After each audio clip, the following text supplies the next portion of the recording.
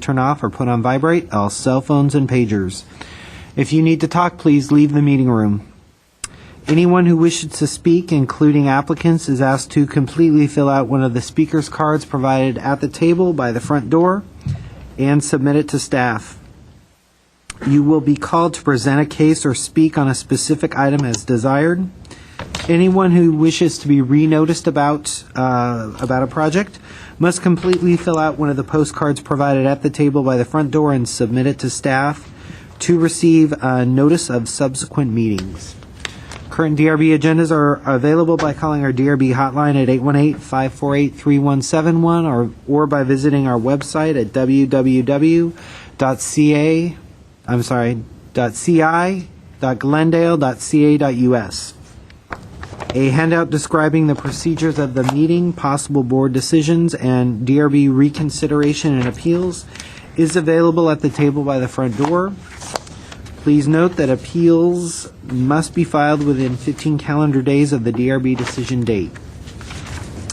The chairperson may reorder agenda items at his or her discretion. Roll call: Mr. Ellis, absent. Mr. Insua, absent. Ms. Palmer. Here. Mr. Simonian. Present. And Mr. Yu. Here. Great. Report regarding the posting of the agenda. The agenda for this meeting was posted on the bulletin board outside City Hall at or before 5 p.m. on July 7th of 2011. Oral communications. Is there anybody in the audience that wishes to speak on an item not a part of the agenda? Seeing none, do we have any cards? We have one card from Raul Mayorga. That's not oral. Oh, that's not for okay, the that's a public. case. That's just for That's the the case. only card we have? Yeah, we don't have anything. Is there anybody that wishes, okay, anybody else on that side of the room that wishes to speak on any of the items? You're just here to observe. Okay, that's fine. If you want to speak, fill out a card. All right, we are down, I'm sorry? Yeah, we're down to our review calendar. Staff announcements? Good evening, board members. We want to thank you for your participation in last week's joint DRB meeting. That was very useful to staff and to the community. We wanted to remind you that we'll have another joint DRB meeting on July 28th, where both boards will give us feedback on both the comprehensive design guidelines and the North Glendale plan.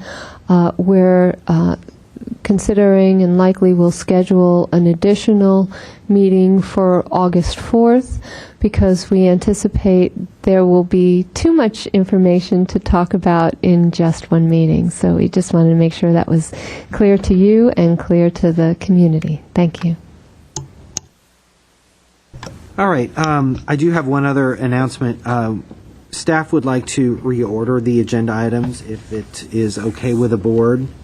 We'd like to take item B, 1 PDR 2011-015A, the project at 3620 La Crescenta Avenue as the first case. The second case as case C, which is 1 PDR 2011-031-A at 1917 Sussex Court, the second case. And then the third case, case A, 1 PDR 2011-012-A at 250 South Glendale Avenue is the last case. That's okay with you? No objections. Okay, great, thanks. So we'll start with the case on La Crescenta.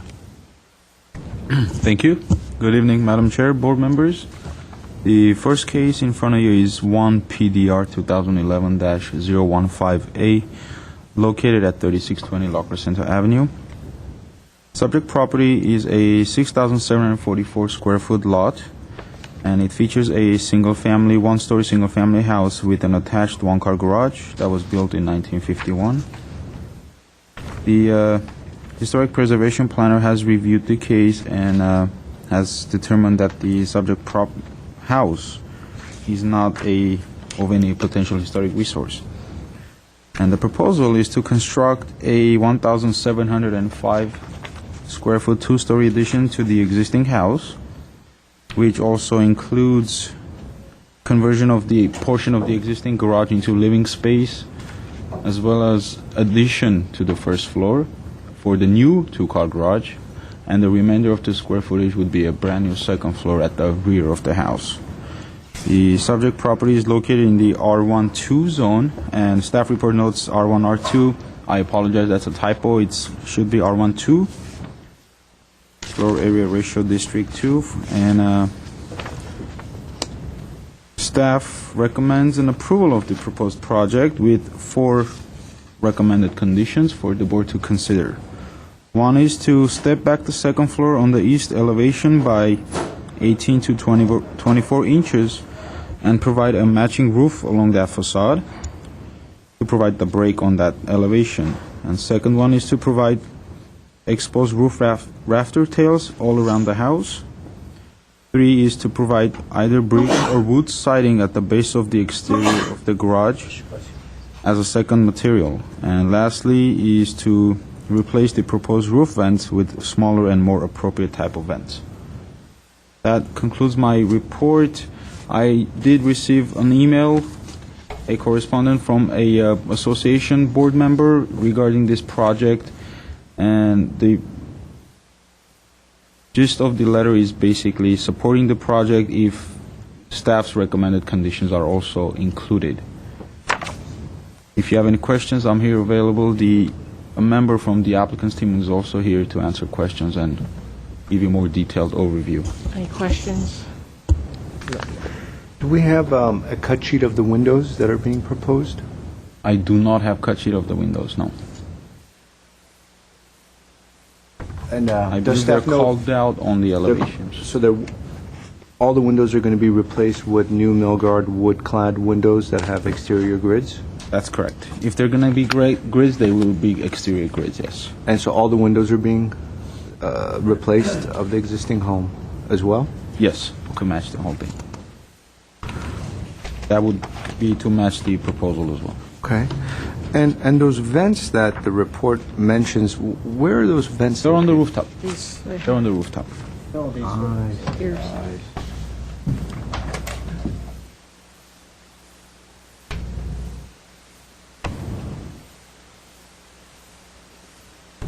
Any other questions?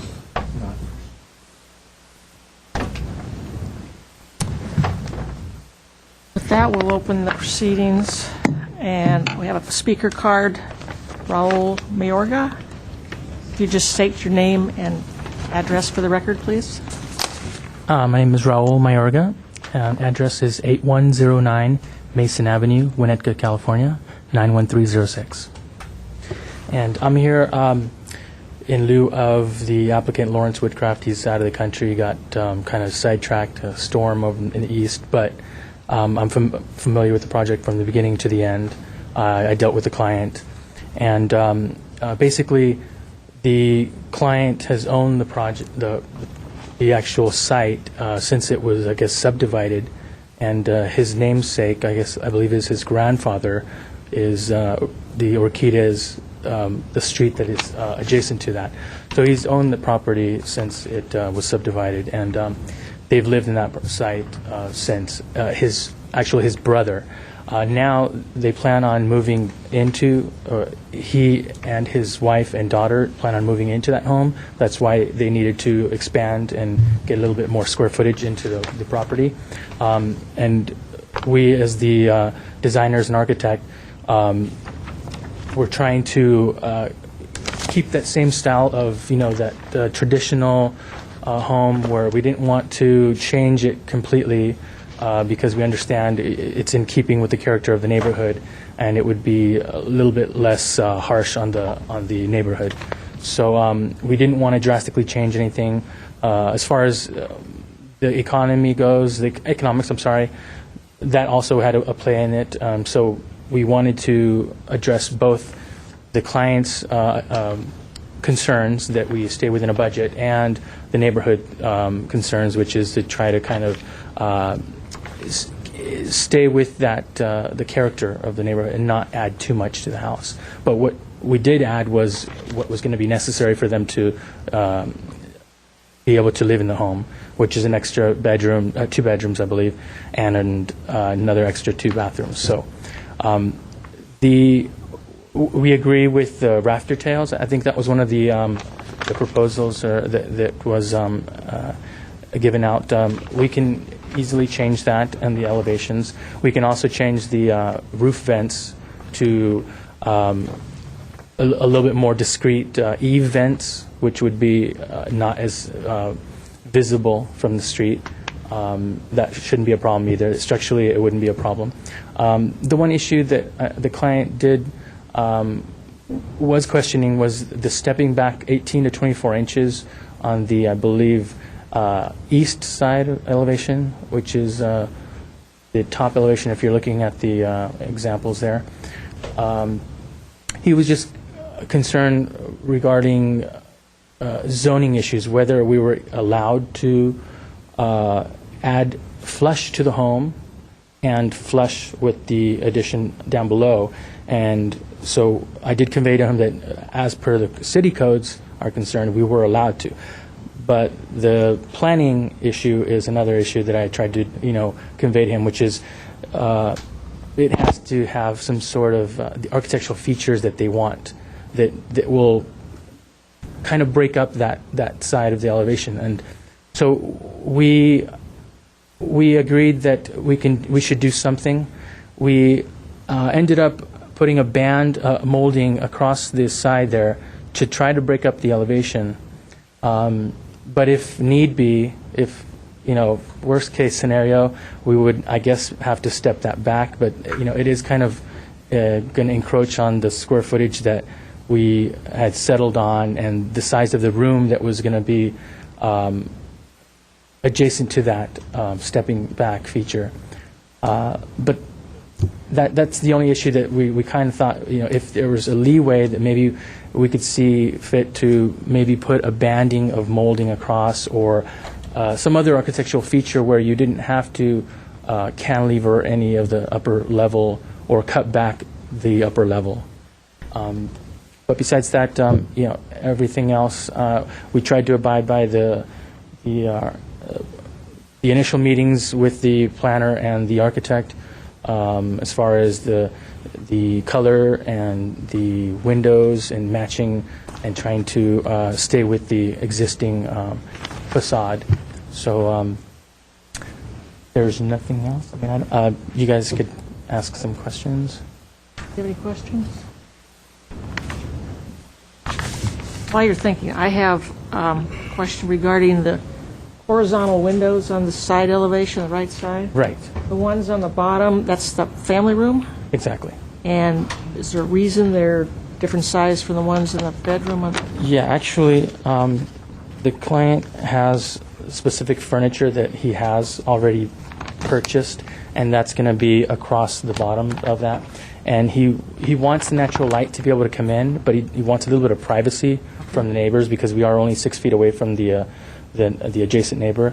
So to try to satisfy both those needs, we asked him if we can do a transom window, and he agreed with that. Okay. My second question, the posts on the railing in the front, Right. what size are those? Those would be 4x4 wood posts.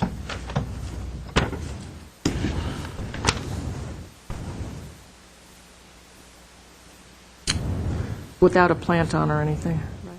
Right, just a bare post. Okay, you have any questions? Yeah, just a couple questions. How wide or how big is your overhang on your planned overhang on your roofs? On the overall, Yeah, we have... because the existing is much deeper than what's shown there. So Well, the existing, I think the front of that porch is obviously about 36 inches, but the rest of the home is, I believe, 12 to 15 inches, and we plan on matching the existing overhang.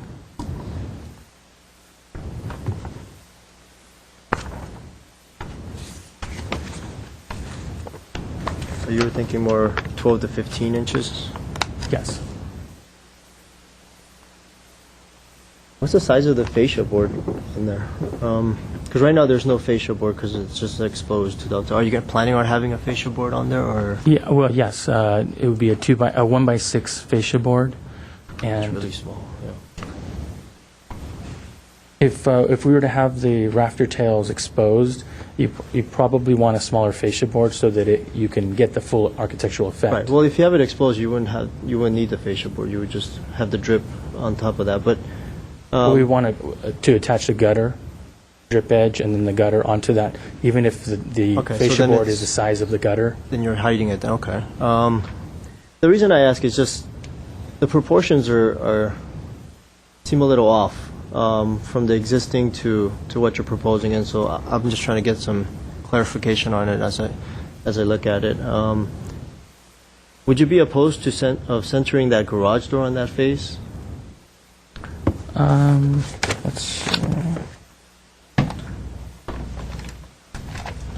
No, there shouldn't be a problem. Okay. He did want to maximize kind of a workbench along that inside wall. Right. Considering there's 22'9", and if we have a 16-foot door, Right. we could probably end up having a good 2-3 feet on each side, so that wouldn't be a problem. Right. That's some of the issues that I'm struggling with as well too. So, let's see. Okay, I think that's. How about lowering the garage? Would that be something you'd be opposed to? Because right now I know you're following it because you have to go to the slab of the garage, but then you have a raised foundation behind there, so you're trying to detach those two, and now it's got a garage with this big forehead on there, and so. Oh, I see. The roof structure of the garage? Yeah.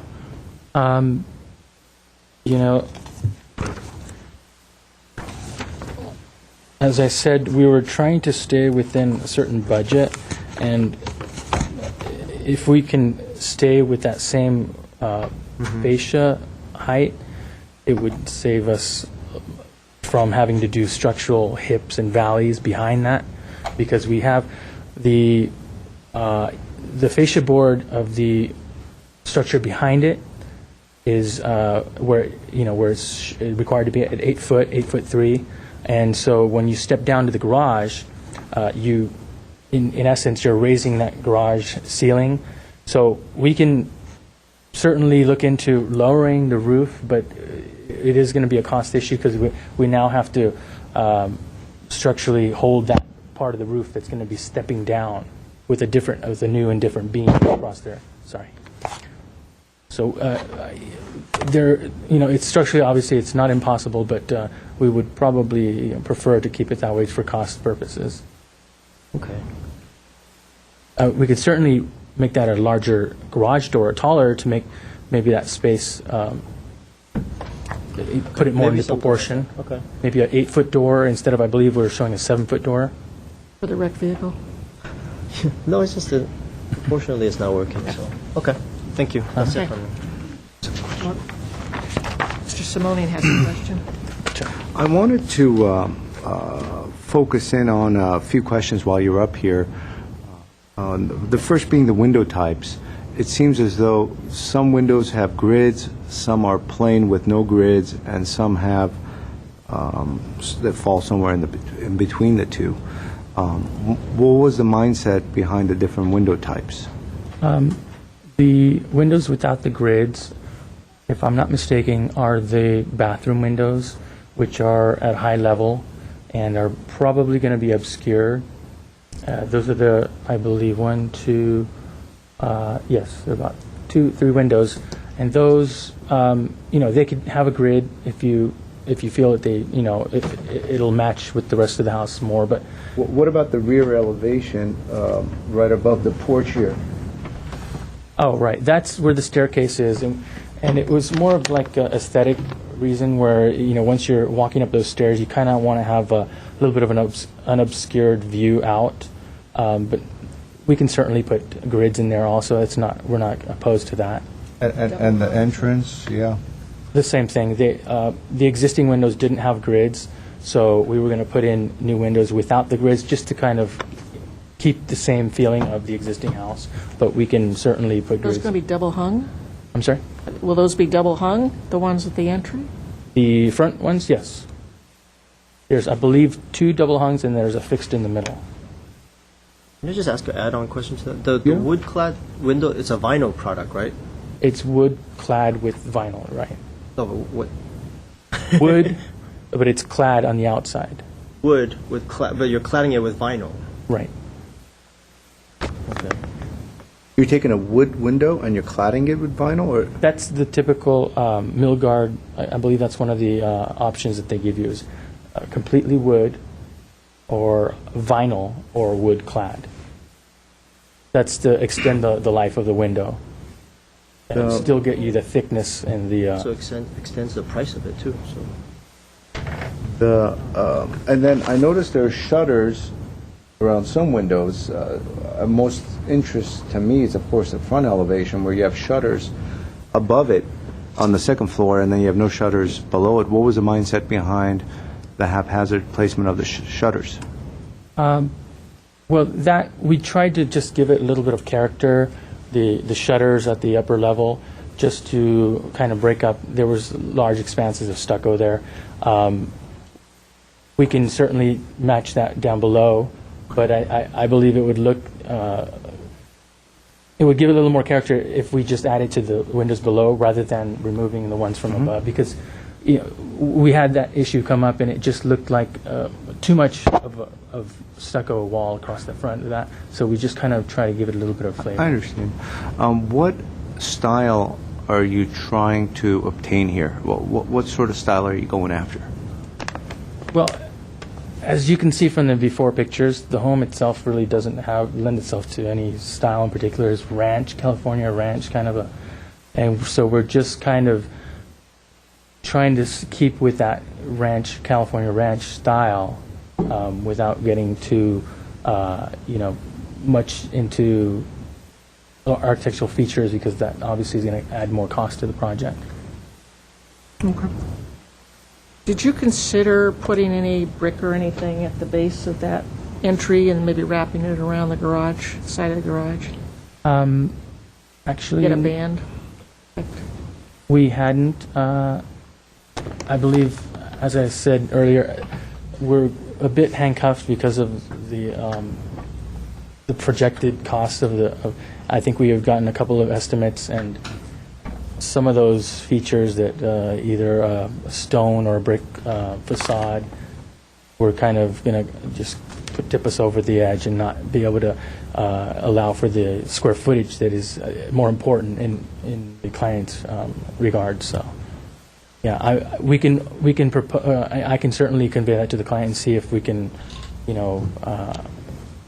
get a different estimate. I mean, I believe he got a couple of estimates in it. One more questions? Just one more. The existing windows now, are they just like the aluminum? simple They're aluminum? wood, actually. The original wood windows. The original wood? Oh, really? Single paned, 1951, I believe. Frames are really small for wood.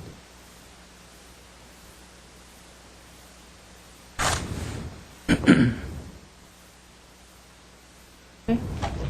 I'm going to close the public session. Thank you. Mr. Simonian? I'll start this one Start off. this one off, please. I think, by the way, we appreciate you taking the time to come in and fill in for somebody else. That's always nerve-wracking to get that call last minute and have to run down to the city. We appreciate, I think, the overall design, but I think what you probably sensed from us three and all the different questions that were coming at you is there seems to be a general lacking of a style for this building. And, whether it's a ranch style or a federal style or whatever style that you decide to go with, once you really start designing to the true spirit of that specific architectural style, a lot of those detailings will fall into place, will automatically fall into place. And so we have a situation where a style is lacking, and so the architect or the designer just is somewhat indifferent about the different pieces or aspects of the building. And so that's why, as Mr. Yu pointed out, and as we're starting to really, I guess, vocalize our thoughts is that there seems to be a lacking cohesive unity to the design. So some thoughts that I think we could start considering overall, I think if you are going to have shutters and if you are going to go down that style of a building, of an architectural style, then you got to really incorporate them and really go with it. And if you choose not to and decide to go more down the ranch style, and then you need to be true to that style as well. So you have some windows that are gridded and some that are not. You have a porch that hasn't been really detailed out, as far as the railings or the posts and so forth. The fascia board detail needs to be worked out as well. And so I would suggest is if you're going with the style that's presented, which is somewhat nondescript, deeper overhangs of the eaves would certainly help. The exposed, rafter tails would be a plus. But there needs to be an overall an emphasis, I think, on the detailing of the building, from the posts to the railings to the window trim, etc. Second floor, I think it certainly needs to come in, whether it's 12 inches or 18 inches. That's really up to the architect or the designer to make some suggestions. But if you look at that side elevation, it's just one big blank stucco wall. So that certainly lends itself to some issues which are important to us. So we're trying to alleviate that.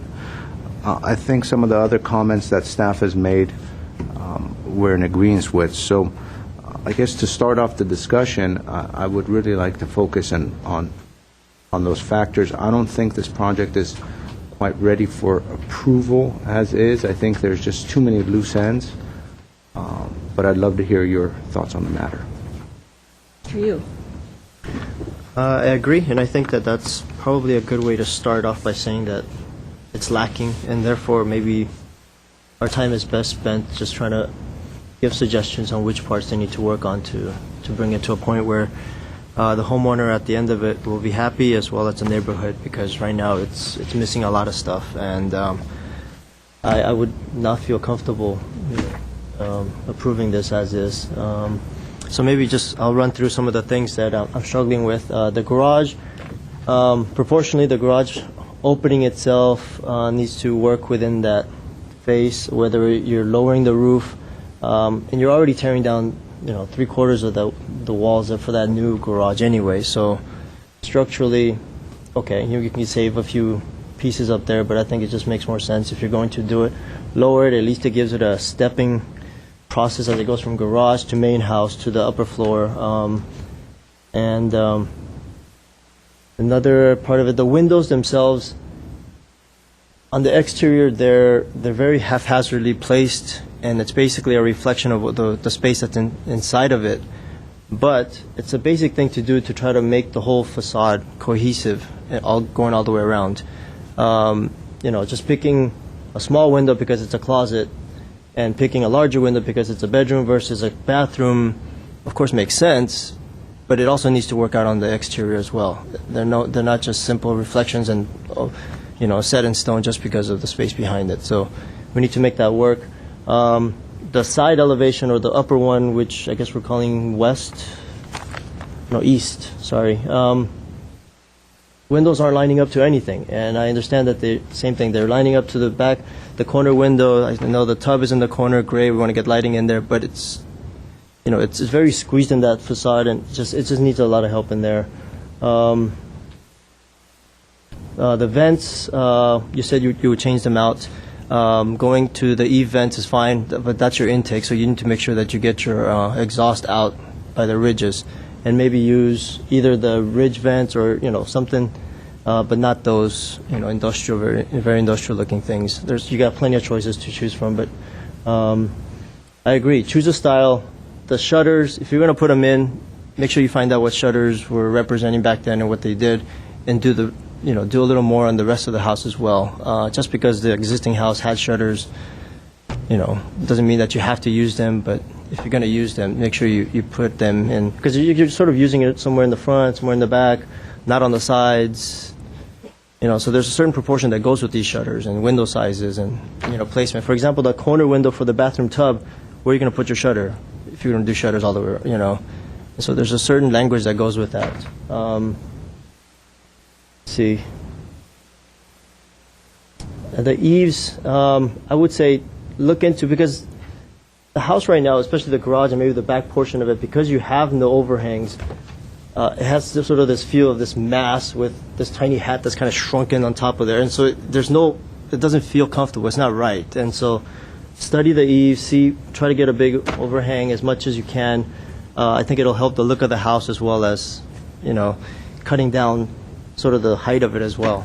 So, because all the houses, I was looking at the picture in the neighborhood, they're very sort of horizontal and very low to the ground, and they have this nice big fascia that kind of brings everything down to a certain scale. And so take a look at that as well. Windows, if you're going to go vinyl, why buy, wood vinyls? You just spend a little more and get an aluminum clad or, or something like that. Then it'll last you a lot longer. You can paint it a different color. Maybe look into that. If not, then you're going to go vinyl, just go vinyl and don't pay the extra money to put the wood inside there. So, okay, I think that's it for me. I agree with what's been said. I think I drive by this house frequently, and there's a few foot of difference from the curb to the house, so it has a look like it's going uphill.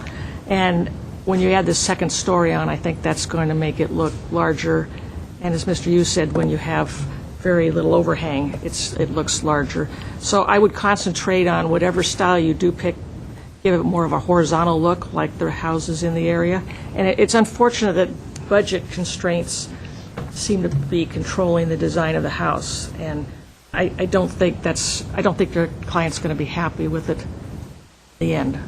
So if you can push a little and take some of the suggestions that the board members have made, I think it can come across as a nice house. That's the only comments I have. So I'm not sure where we want to go with this. Have you written down anything? Yes, I'd like to go over some of the things we heard. The board had concerns about, including... Oh, I'm sorry. I want to interrupt. Sure. There was a landscape plan that was proposed, and we looked at that. I think it needs some help, and I've made some suggestions about changing some of the tree types, adding a tree, adding some shrubs, and minimizing the lawn in areas.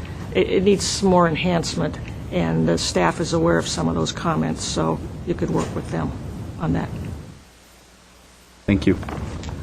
All right, so from what we hear, the board's main concern is the style, picking the style and providing details such as shutters, window details, surrounds, and front porch details that will speak with the style or match with the style.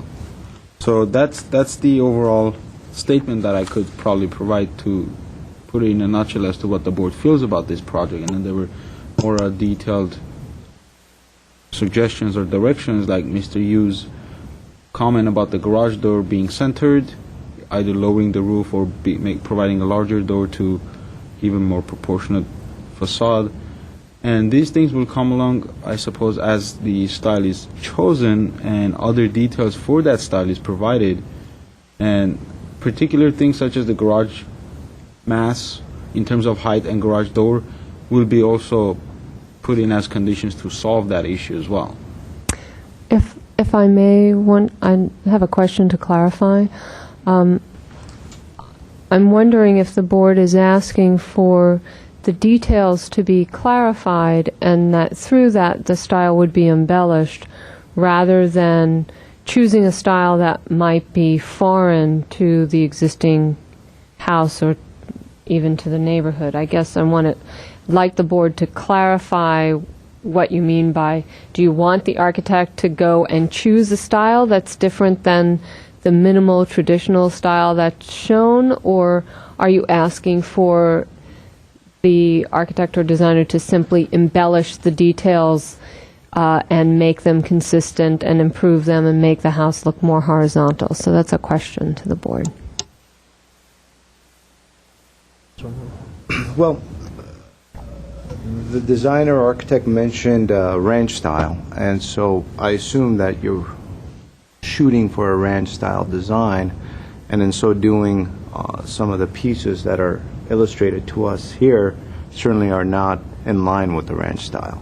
So the ranch style is very horizontal, and it has certain materials, a palette of materials. It has a very pronounced entryway, deep overhangs, certainly has some sort of an exterior porch or a roof overhang connecting different pieces of the house. It has interior courtyards that are connected with this overhanging roof that sits between the different dwellings. So, I mean, it has a lot of attributes to it, which certainly do not match up here. So if it is a ranch, go with ranch details and start working it out. But if it's just another nondescript design that we're shooting after, I think certainly cohesive use of windows, cohesive use or non-use of shutters, certainly more articulation of the posts and railings, more articulation of the roof, more articulation of that east facade to have variety, and overhang certainly going more than 12 to 15 inches, having the exposed rafters. So I think that is a pretty good explanation of what we're after. Okay, thank you very much for that. I just want to mention that I know the applicant stated that the existing house is ranch style. They were going for a ranch style. In our view, the existing house is more of a minimal traditional style, so to maintain that, they can do all the things that you say, but it would be slightly different than the ranch style. So thank you for clarifying that.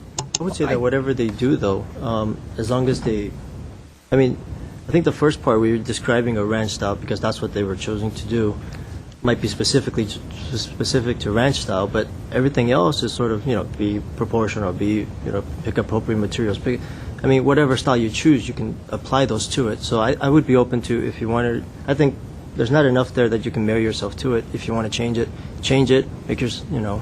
make your stand with whatever the new style that you want to pick is, and just make sure that it's good. So, And I think some of those suggestions may not be super expensive. I think they had a budget in mind and tried to stick to that and lost sense of the design, so that you can have a nice house and still not spend a fortune. Do you have additional points you'd like to? No, I was going to read over the comments regarding the... I actually want to interject because there was there was a comment on the second floor should be recessed from the first. That's something that you want to keep?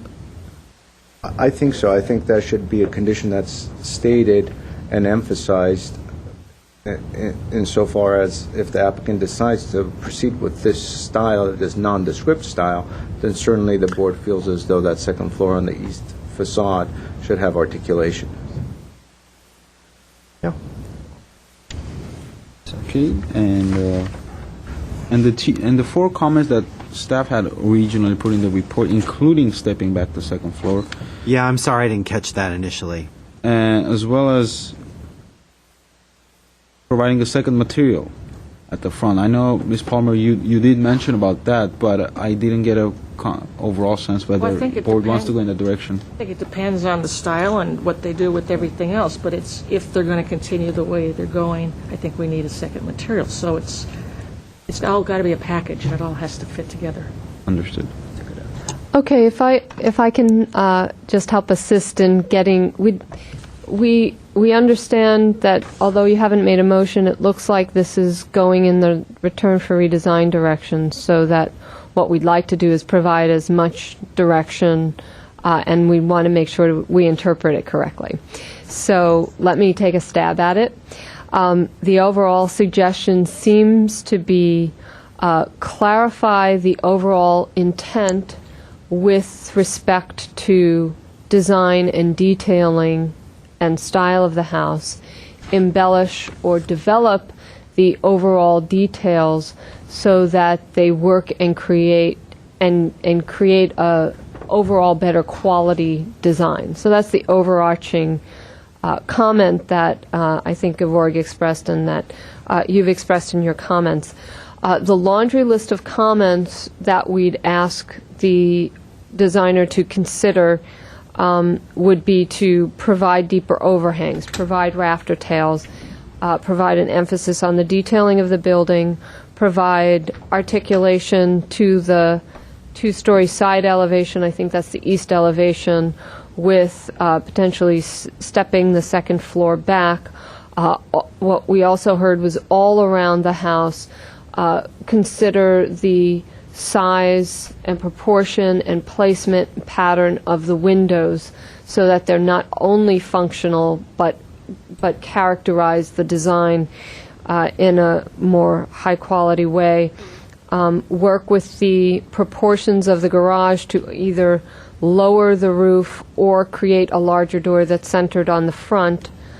For the windows, there's a concern about including vinyl windows here. A recommendation that we heard would be to do a fiberglass or aluminum-clad window. We also heard that a vinyl window maybe wouldn't be out of the question, but it seems like there is a preference for wood, fiberglass, or aluminum. The condition that staff had regarding the vents should be included. Shutters should be more meaningful in size and location. The landscape plan should be enhanced. There also seemed to be consensus on the board that the overall neighborhood has more horizontality in the houses in general, and particularly because this site goes uphill, a horizontal look would help to minimize the massing of the house with the additional second floor. Also consider, and I think Mr. Nazarian mentioned this, consider an additional material if that enhances the overall design of the project. Regarding the rafter tails, it may not be necessary, like some of the houses on that street just have a fascia and have a long look. Okay. So we may not need rafter tails if their design comes to be more of a horizontal. So it's not, I don't think that should be a requirement. Would you like some of those that we heard to be called out as conditions, or for all of them to be called out as considerations as they move forward with the detailing? I mean, there seemed to be some consensus on some. I think it was clear. I think the generalized comments we can make requirements, and then very specific ones to a style, we can just make them recommendations. Okay, so reconsider the materials for the windows, consider the design of the eaves to have rafter tails or a fascia board, that kind of thing. Okay, thank you very much for your guidance. We haven't completely recited word for word the record of decision, but I think we've got it. I think so too. So with that, I'll move to return for redesign. Second. Okay, this is a motion to return for redesign with comments and conditions made by Mr. Simonian, second by Mr. Yu. This is a roll call. Mr. Yu? Yes. Mr. Simonian? Yes. Ms. Palmer? Yes. Thank you. Motion passes 3-0.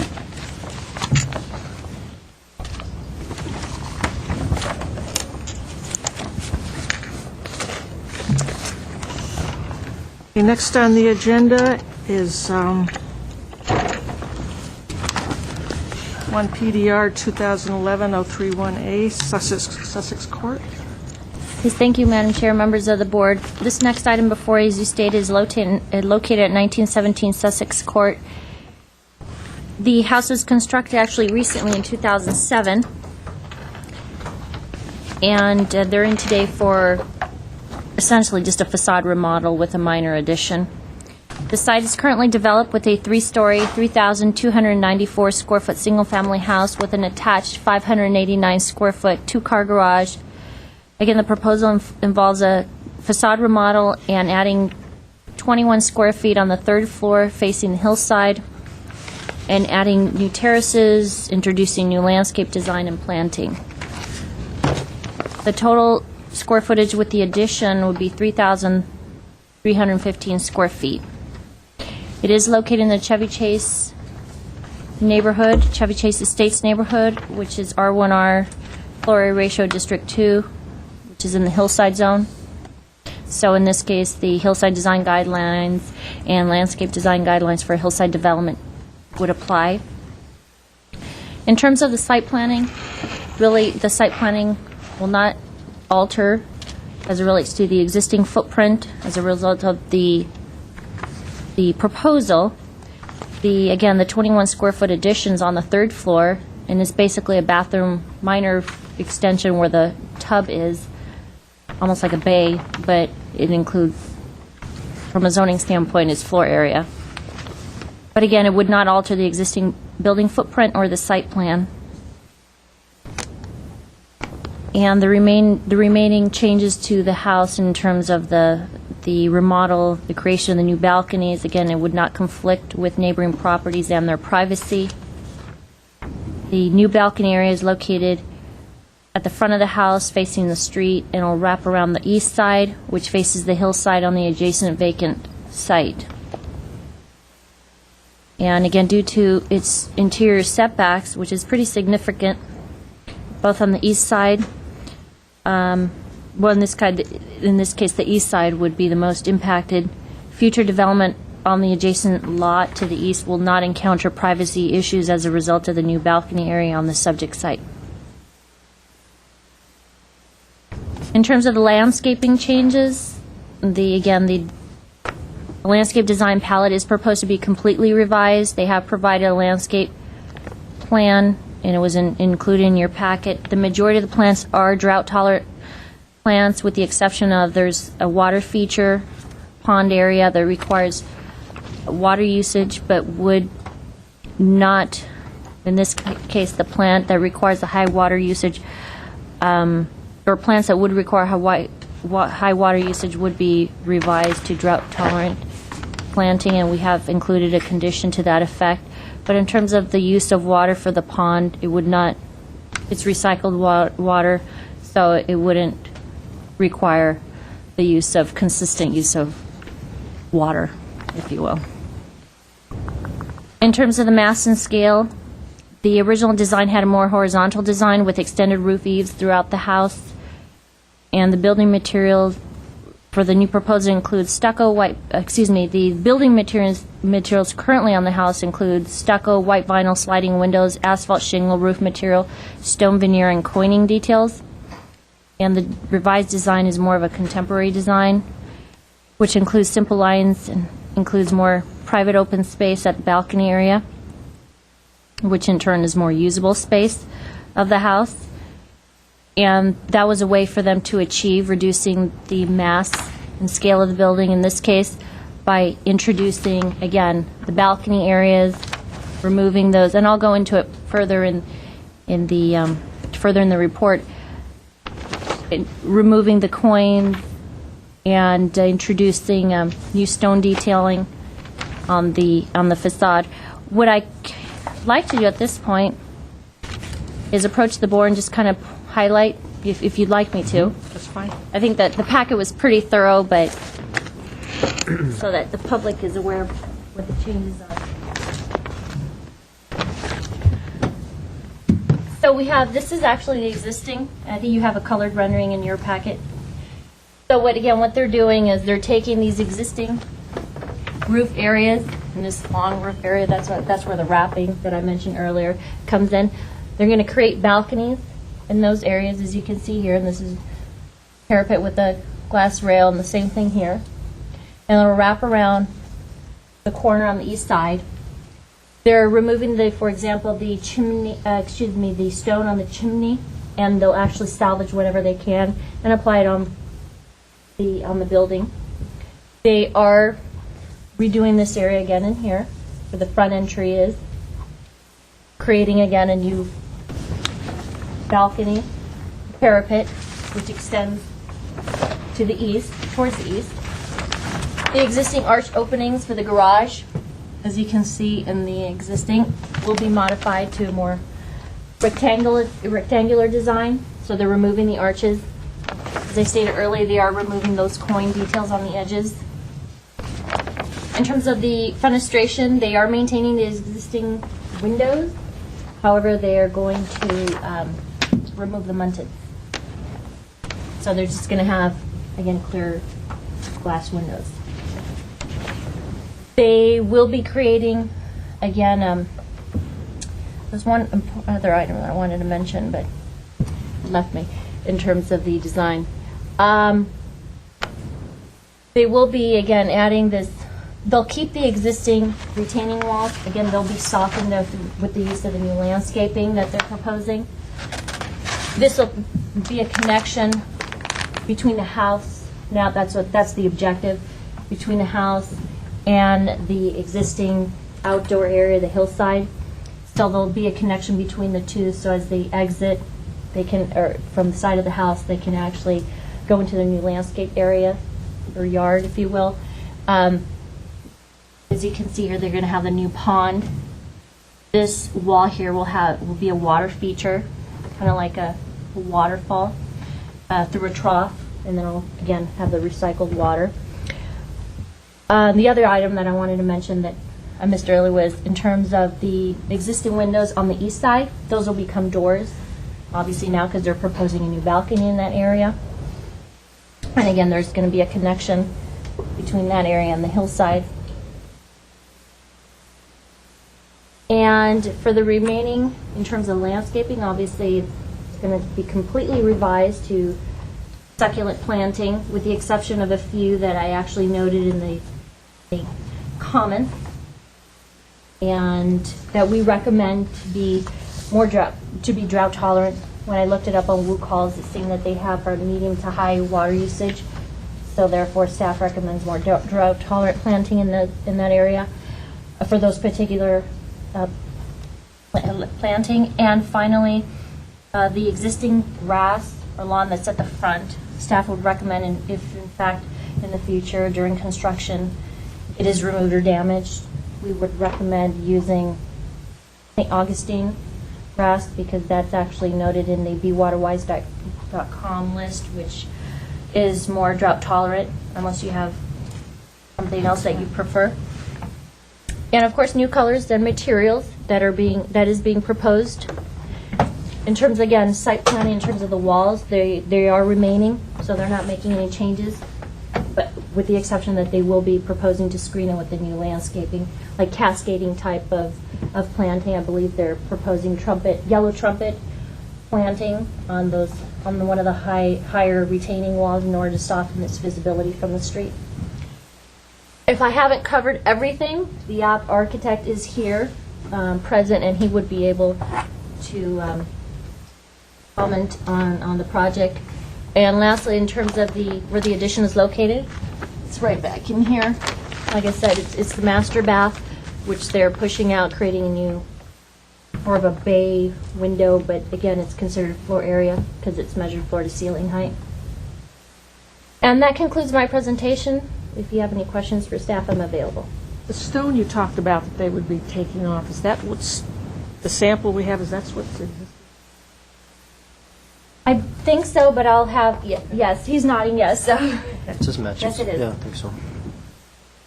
And have they recessed the garage doors at all, or is it being built out with the stone? Well, currently, right now, this arch here is actually built out.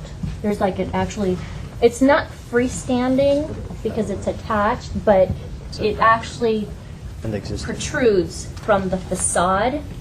And again, what they're proposing to do is modify it and remove these false stone arch detailing on both, and then creating more rectangular design. Okay. For square. Any other questions? Thank you, Mel.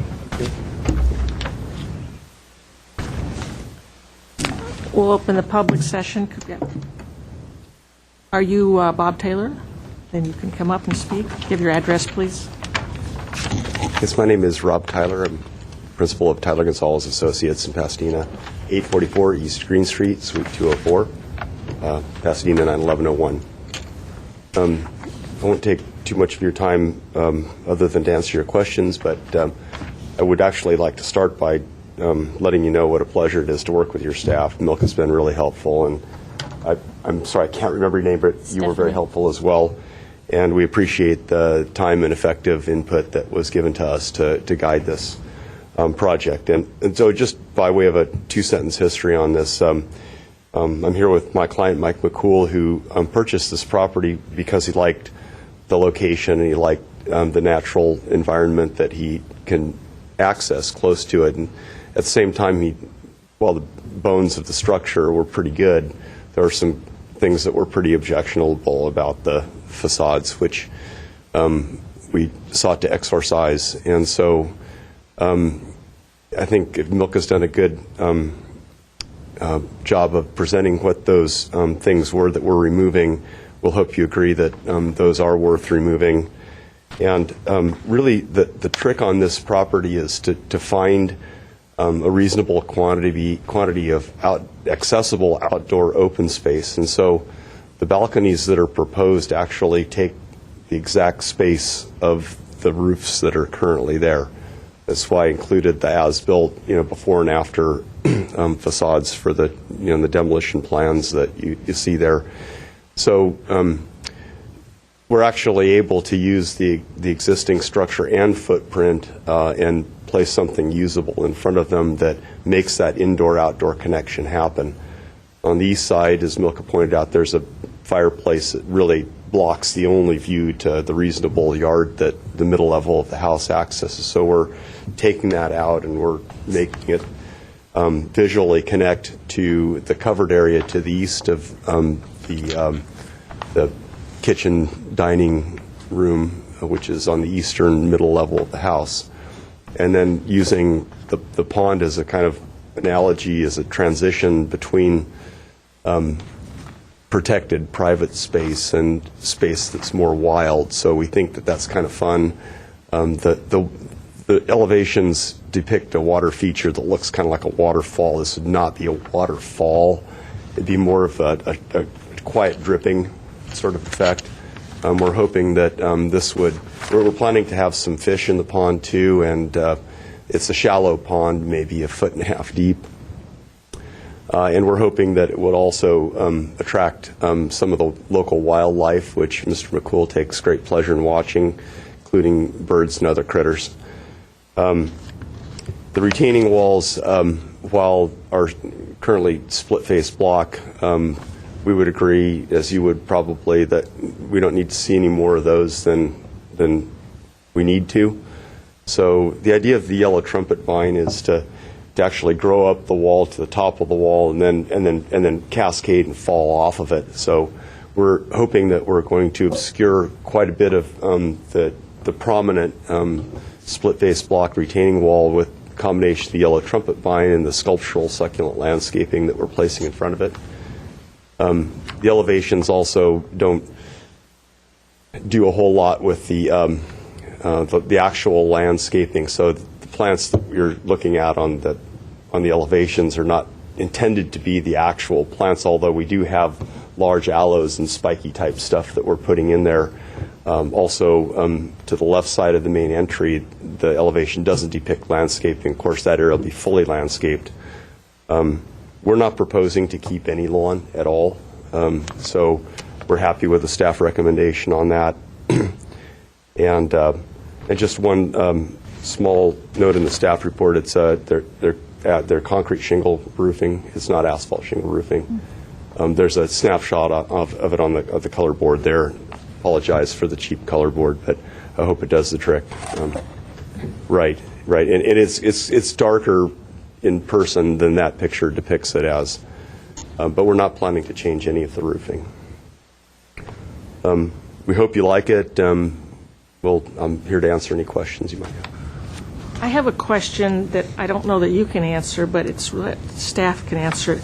All this proposed landscaping, does this have to comply with the hillside guideline landscaping? Because I know I'm familiar with the property next door that's going to be built, and there was a very limited palette of plantings, and a lot of these aren't on that palette. So I can tell you that our landscape architect, who's in-house to our firm, is working with the fire department, and all the plants that we've selected are low fuel volume plants. but they have a hillside guideline that doesn't include a lot of those, and that's Right, and he's working with at least the fire department at this point to illustrate to them that they're acceptable plant materials. Of course, if they're not, then we'll have to revisit I just think we should consider that. Okay. Any other questions? Nope. Mr. Simonian? Okay. Thank you. Close the public session. Mr. Yu? I'll go first. I think we're all familiar with this property because like you said, we reviewed the one that's going up next to it, and so, we've seen it, and I think for myself, first I just want to commend the owner for actually, taking the house and sort of just picking what he wants, what he doesn't like, and finding someone that is very competent in kind of giving you what you need. The graphic presentation, it's at a level where, it's very easy to understand, it's very comprehensive, answers a lot of questions, and so that's why, when you come up here, it's sort of like, we get it. And so we're able to make a decision on it. I think the decisions that were made, the balconies, the colors scheme, the, keeping portions of it that, and balancing it out with the new, with the old, I think it's wonderfully done. I think the project looks very, very elegant, very nice, and I think, I'm ready to approve it the way it is, and so.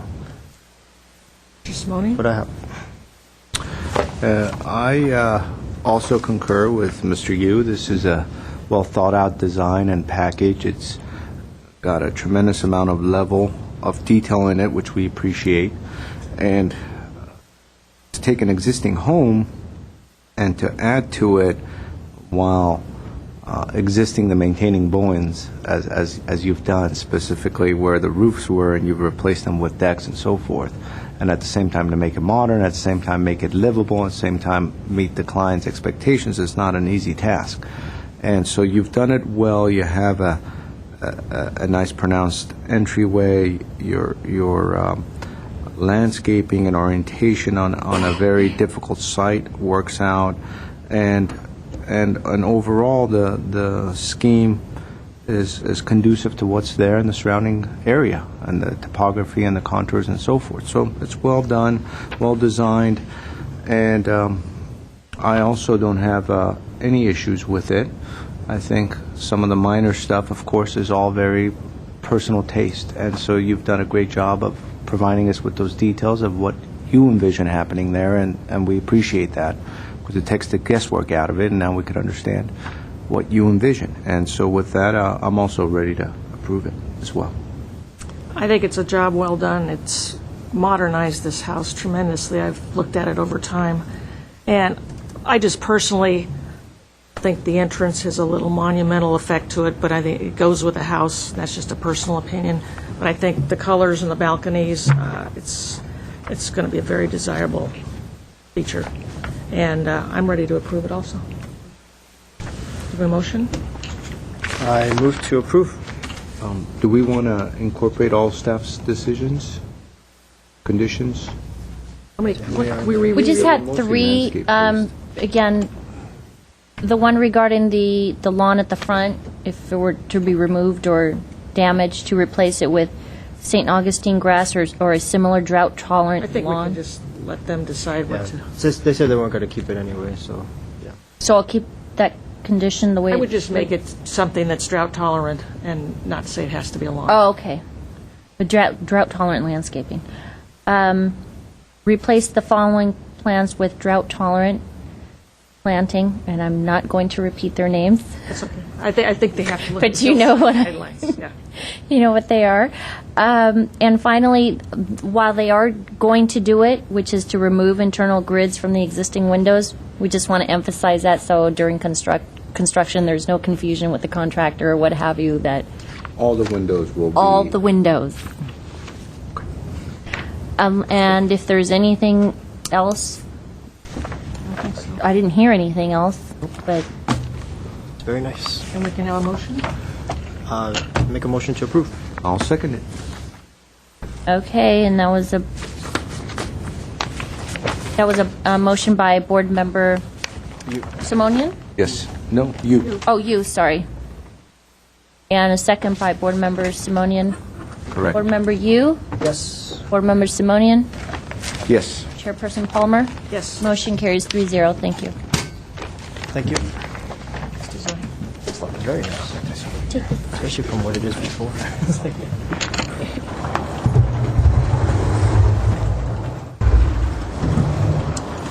Our last project of the day evening is 1 PDR 2011 012-A, 250 South Glendale Avenue.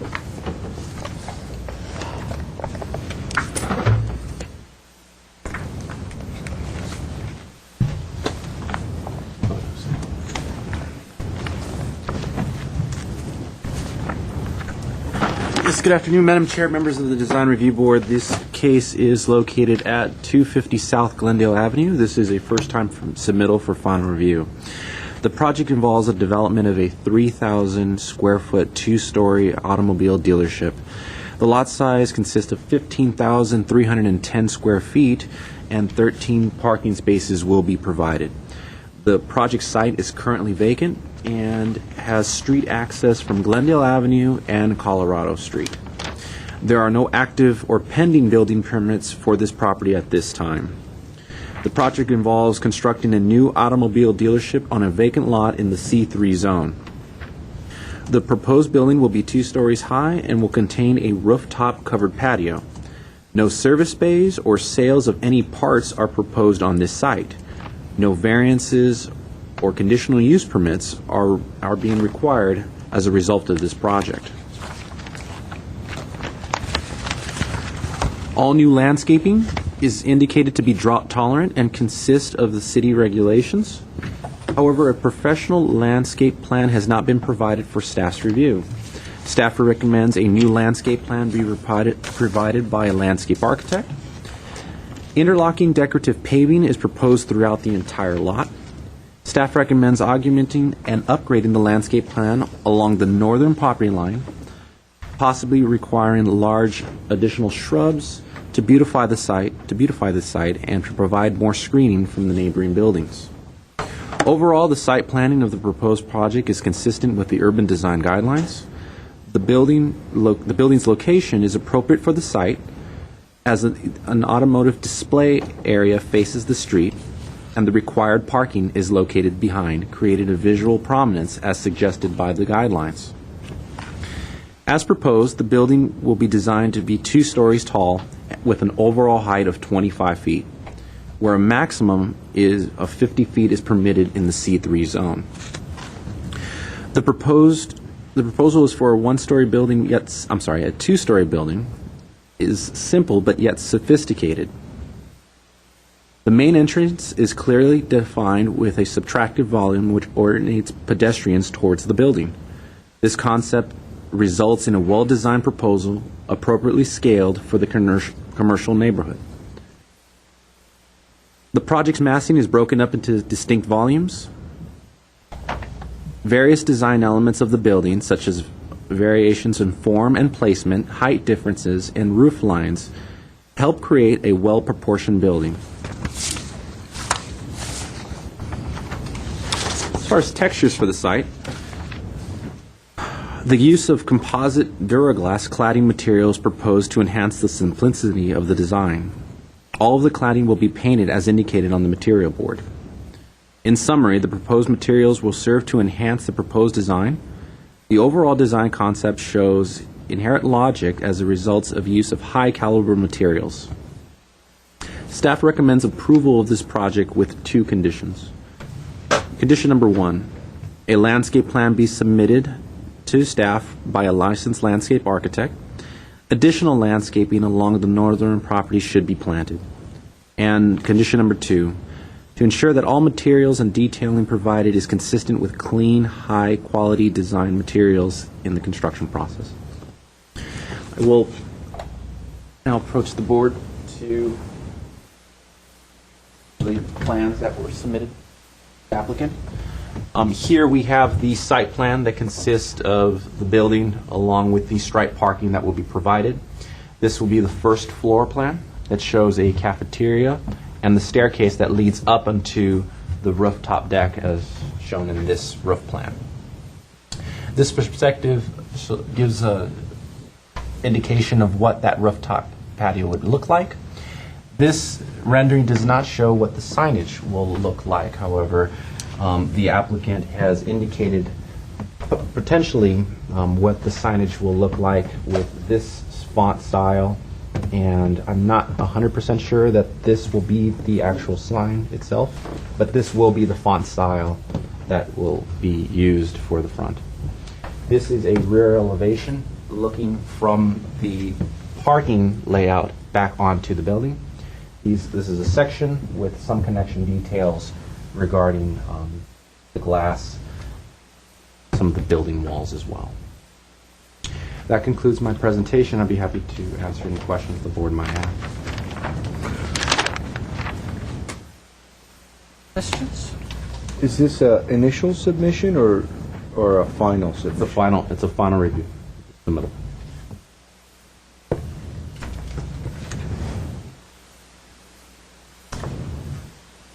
The architect, engineer, and owners are all present. I don't have any speaker I'm cards. sorry, I will need to. Oh, you have some. Okay. Maybe If we Jake have no could just questions, throw let's, it out afterwards. Yeah, I don't have any questions for staff. Okay, thank you. if he hasn't filled them out, we can fill it out later.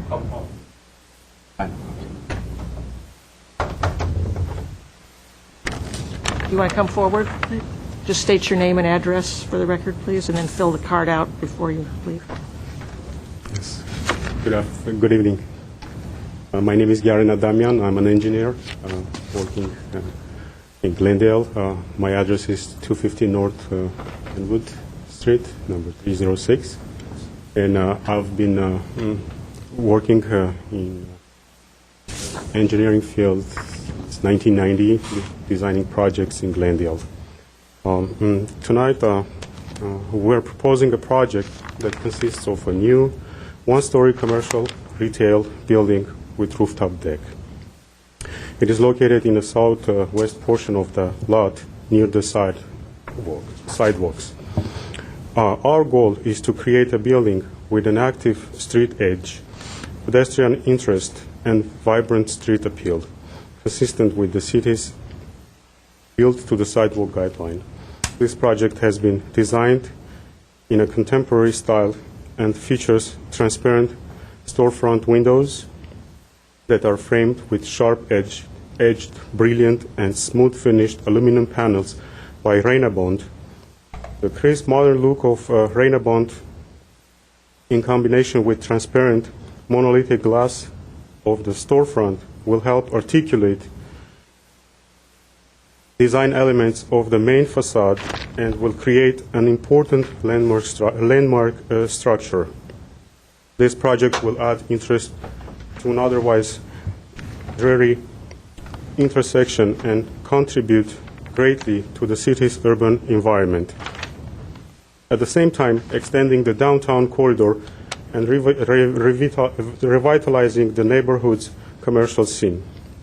Our proposed landscape design is intended to buffer the sidewalk from the parking as well as the building from the parking, thereby enhancing its street appeal. Our design also includes 13 parking spaces, exceeding city's requirement of 12 spaces.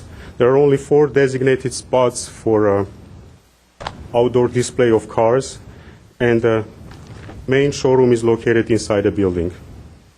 I'm confident that the board will support the project and recognize its value to the community. Thank you. You have some display inside the building. How do you get the cars in the building? I don't see any doors.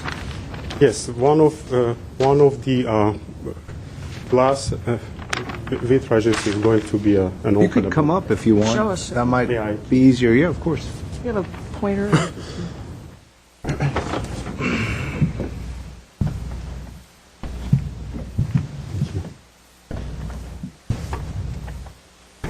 There is an existing driveway entrance here. On both sides of the property, Glendale and Colorado, there are 2 existing sidewalk curb right now. So now the 2 of the entrance, the driveways will be used for entering the property, and the remaining 2 will be used for that particular purpose. This is going to be an openable. This is going to be a door that can be opened and the cars can be pushed inside. Of course, we're not going to drive it in. We're just going to push it in, as it accustomed for this type of. Have you discussed this with transportation? Because you're very close to the corner, and so, if you have a car that's standing in the middle of the street that you want to push in there, you're going to be blocking Colorado Boulevard. Have you discussed this with transportation? In the beginning of, in the very beginning of proposing this project, there was a discussion with the transportation department, and the larger issue was whether this building will block the intersection because of the sharper angle of that. It's not like a 90-degree perpendicular intersection. And my understanding was that the transportation department approved the location and all other questions related to that. How many cars can you fit inside there? At least 4. We're intending to have 4, maximum 5 cars. Now, we don't want to be crowded inside. We want it to be, it's going to be, of course, it's a used car dealership, but there are going to be luxury cars, so if you want them, you want to be able to showcase them. So 4 is the maximum that we're planning to have. The cars that are in the display area are continuously going to need to be taken out, driven, Yes. right? So for each one, you're going to push them out, get it onto the corner, get in. I have researched the business. I'm not in that field, of course. Yeah, However, neither are we. It's just, Right. common sense. We're just trying to work it out in our exactly. heads. My So- understanding is that you will have to do this once a month or whenever you Hope get it. not, you'll go to business. You go. No, the thing is that you are not going to put the cars that you're you're planning to sell quickly. You're not going to push it inside. You will probably use the 4 available spots in the outside, where there will be cars that you sell it like in a day or in a week, and inside you will probably have something more luxurious, maybe an antique car, maybe a more expensive car inside, which I think will stay there before they swap it with something else. And we could discuss that afterwards. Some other questions. What do you anticipate happening on the second floor? There is no actual second floor. It's a rooftop deck. The stairs are taking us on the rooftop. We were trying to take advantage of the California weather and propose to our customers more outdoor experience instead of just going inside. And we also have a lounge area inside. The cafeteria is basically a lounge area where they can enjoy refreshment, wait, or sit or discuss their cars. The same thing will happen on the second floor. They can take they can go on top of the roof and use the deck for. Have you discussed ADA access to that second floor? Not yet, but that's an interesting point.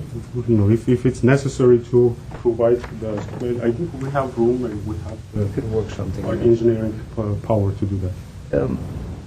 Besides using the 2 existing curb cuts to access and bring cars inside, what other areas, maybe in the rear, can you use to bring cars inside?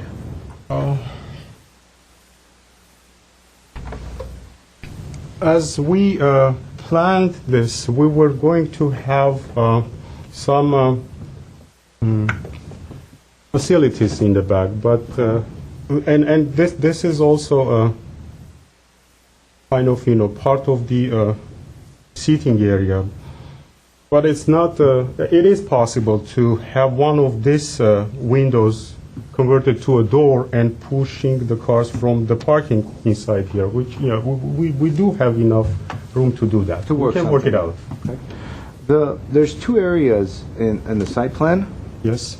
In the top left corner, it says 300 square foot 2-car display area. Yes?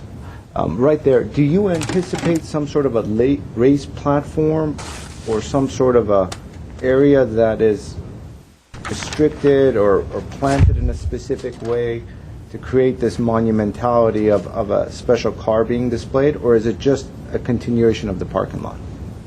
It's going to be a continuation of the pavement area. There is no parking on this side, of course. The parkings are going to be on this, where we have depicted the striping.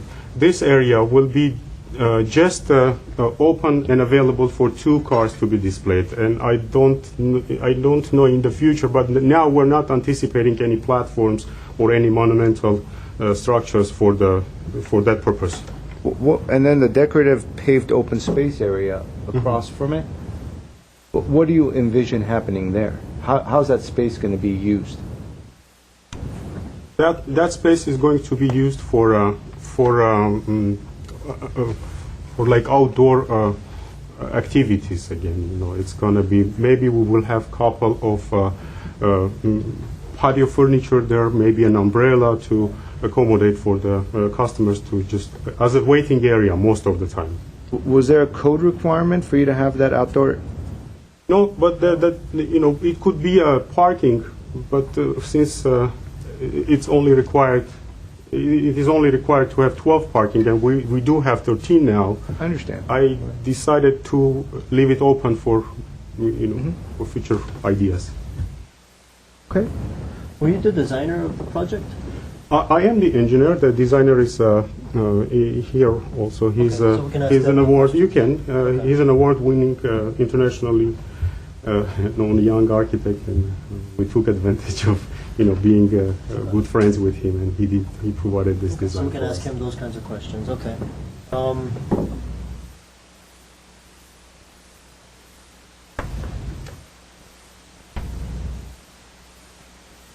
Cafeteria-wise, is that? I mean, you have no kitchen or anything like that, right? It's just all prepared food. Yes. Or what? Yeah. This is just going to be for just a counter for coffee and refreshing drinks. The building corner where the blue piece is, those horizontal ornamental pieces, what is that? It is going to be solid. It is going to be like a cornice, like a porch cover for the this recess area where we are intending to have the main entrance to the building. And there seems to be about 6 or 7 elements between the top solid piece and the bottom solid piece, correct? What are those? Those are going to be solid. Like I said, although this is Like shelves? No, it's going to be like a solid body. There is not going to be any layers like it is shown on this one. I see. So it's going to be different than depicted here. It's going to be a solid ribbon piece. I think the elevation shows that it's solid, except on a rendering, most probably on one of the proposed. So here it has some horizontal pieces as well, but it's going to be maybe different material or something. What is this material all through here? That is going to be landscaping. I will work with a licensed landscape architect to propose what plants are we going to use here.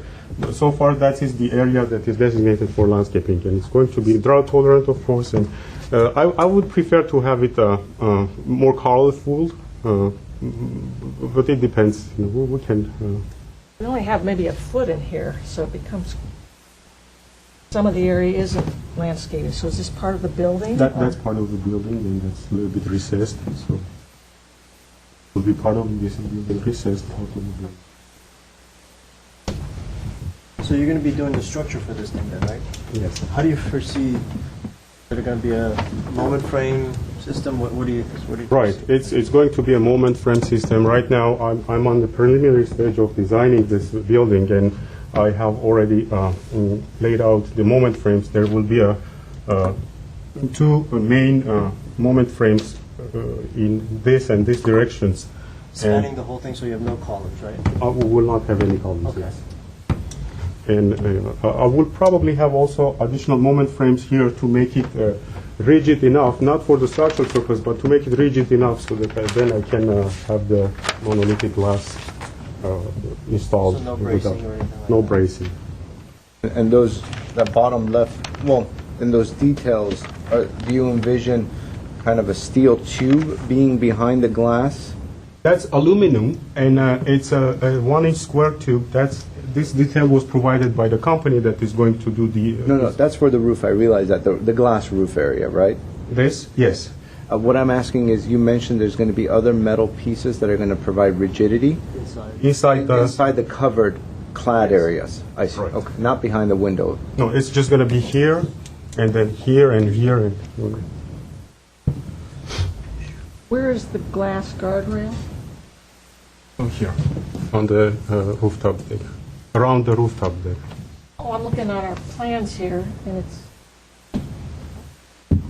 Here, here, here. so that's different than this, okay. There's no end. And on this one, it's just one line that's showing This says, monolithic glass but where guardrail. does this end here? See what I'm saying? That- Those are... The glass guardrail Monolithic. goes across here, correct? It's the monolithic block. Okay, And that's this where I was is part of. confused. Okay. Sorry. Okay, any more questions? It's fine, you can see. If you Thank you. don't mind, I'll just cross it out so That's there will be no fine, sure. conflict. And does the architect wish to speak? I'm afraid there will be. Have you filled out a card yet? Come on up. Well, no, what he's indicating is that maybe English is not his first language, so there might be a Oh. language barrier between the Okay. designer and or the architect. Good evening. I want to apologize for That's my fine, English no language. problem. You know, it's not my No need first to language. I'm apologize. sorry. Fine. No need to apologize. So you don't want to speak? No, actually. Okay, you don't have to That speak. you don't have to. Thank you very much. If you Are there any other have, speakers? translate? if you I'd like have to ask questions for the architect, I think the engineer has offered to translate. That would be fine, because we do have some questions, so maybe we could both come up and you could interpret for us, if you mind. You want a question to start with? Does he need to state his name and address first, or?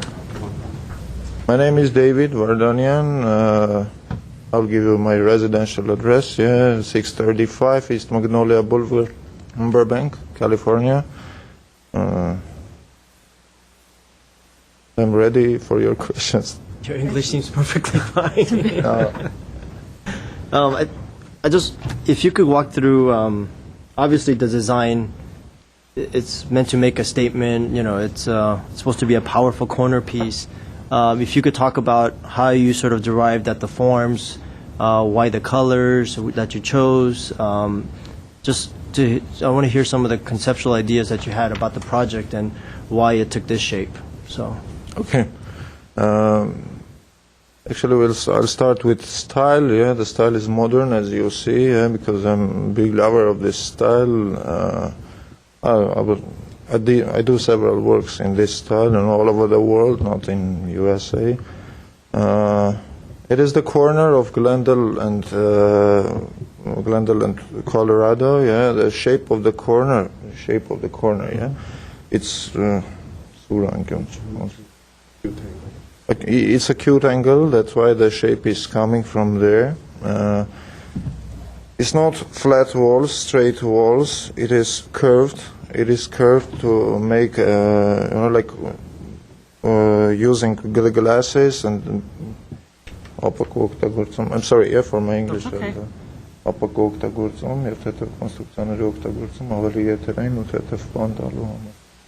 He used the glass and light frame construction materials to give to a structure more not to be so heavy, you know, lighter. to be light, not to be so heavy, because this crossroad, this crossway, yeah. It's in the intersection, Actually, so yeah, that it won't be like a heavy structure. Like a heavy right construction, in the you know. middle of the intersection. From there is coming the materials and everything I use. You know, I use just this Rena bond, this aluminum This aluminum things, glass, yeah, and that's why. Shape is coming from the crossroad. The shape is coming crossroad. It's just curvy to make to make lighter, to make our building lighter, not to put there a flat wall, like with windows. And transparent, most probably. Yeah. That's what. And it would be looking like mostly like an organic architecture, because it is glass, it is grass there, it is there outside. We have there some grass, we might have there some trees, small bushes. That's it. Questions? No? Okay, thank you very much.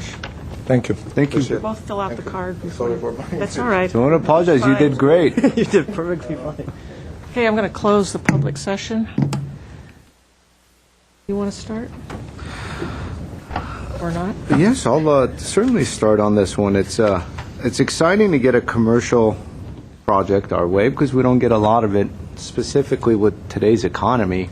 It seems as though we get more single-family additions and some multifamily and rarely commercial. So it's always exciting for the board to get a commercial project. Insofar as the submittal, I'm really, I think, looking at this more as a preliminary submittal, and a lot of my comments are going to be based on site layout, orientation, style, design, integration with the surrounding streets, ingress and egress, service, everything else that really goes into a commercial building for it to work properly.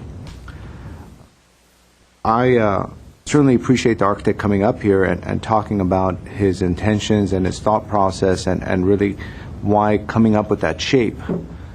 Because the shape is a unique shape, so I think some of the questions we had was why that shape in that corner, and it certainly makes sense, and now I understand where the designer or the architect was coming from.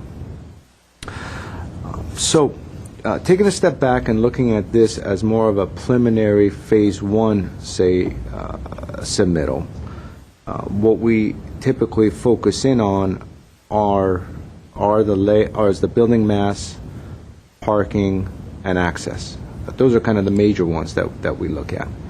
And so I think when I'm looking at the overall shape of the building, I like the shape. I think it's going to work well. I like the fact that it kind of mimics Glendale and Colorado, where there's that unique acute angle where it's not a 90 degrees, and so this has more of a egg-shaped design to it. I also like the fact that you use glass and solid pieces. I also like the fact that you use glass both on the facade and the roof. These are all very unique details, and it's certainly going to make for an interesting and more eye-popping design. So now, stepping away from the overall shape of it and really moving into the functionality, I think we need to address how the cars move from the parking lot into the display area. So I think that's a major item that needs to be ironed out.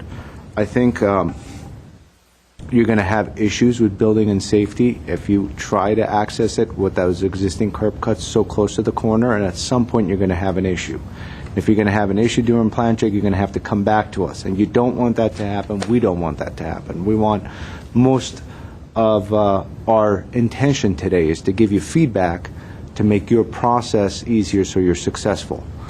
And so in that, I think you need to really concentrate on how you get cars inside this building. Now, there's certainly opportunities to do it from the rear, from the sales office area, or from the other side where you have sort of the back office uses some of the storage and restroom. Maybe that could move closer into the cafeteria area where you have the cars coming from there. I don't know. Or maybe you have sort of a round glass sliding door that opens up, which is costly because it'll be very detailed and very, certainly won't be off the shelf, let's just put it that way. But those are all opportunities that I think needs to be addressed.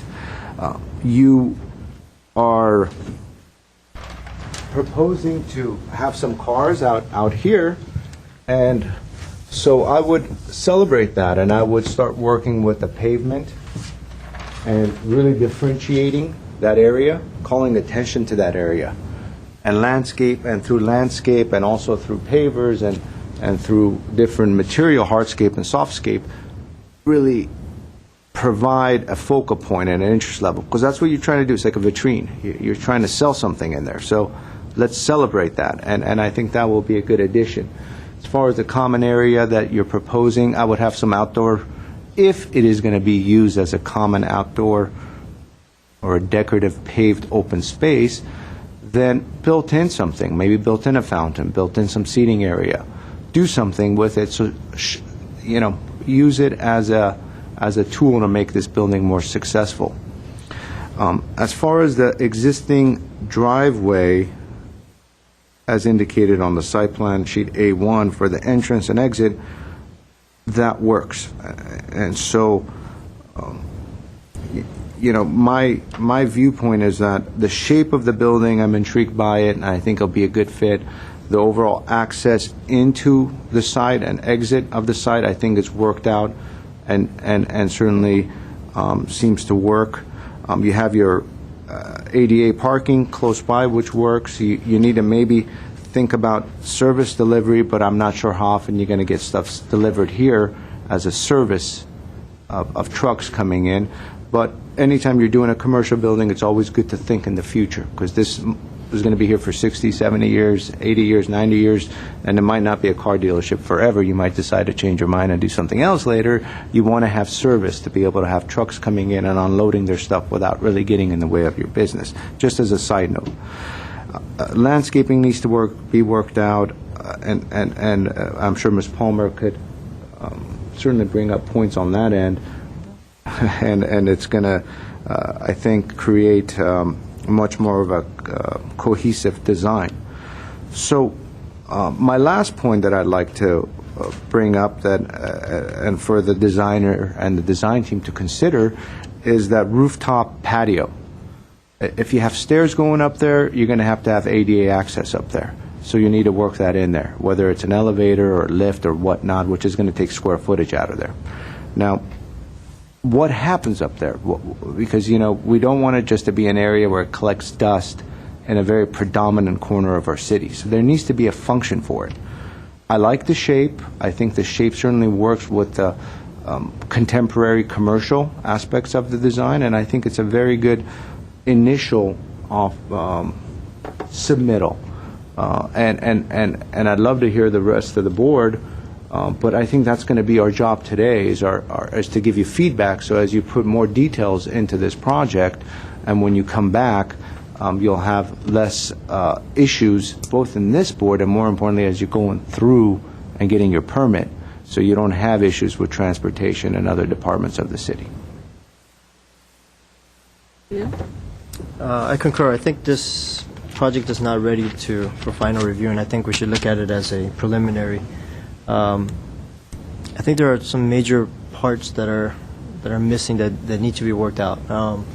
The first thing is the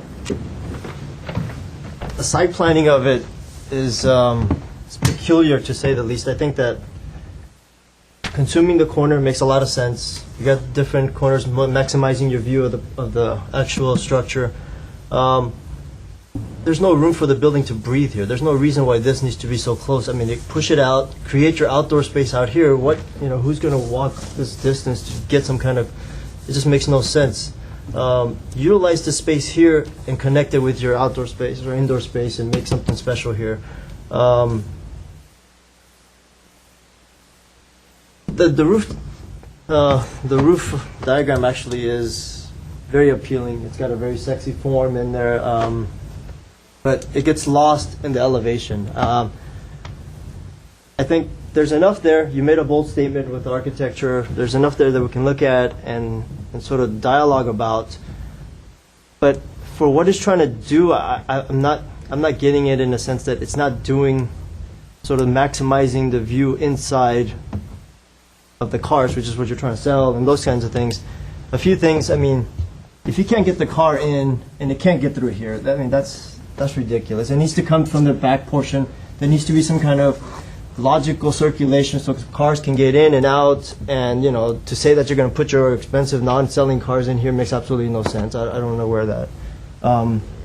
You want the cars to be easily accessible in and out. Don't get tied into a symmetrical form. Maybe try to deal with it. I mean, the streets are very different in the sense that Colorado and Glendale are creating that corner, but they're different sides. And then to have sort of these large,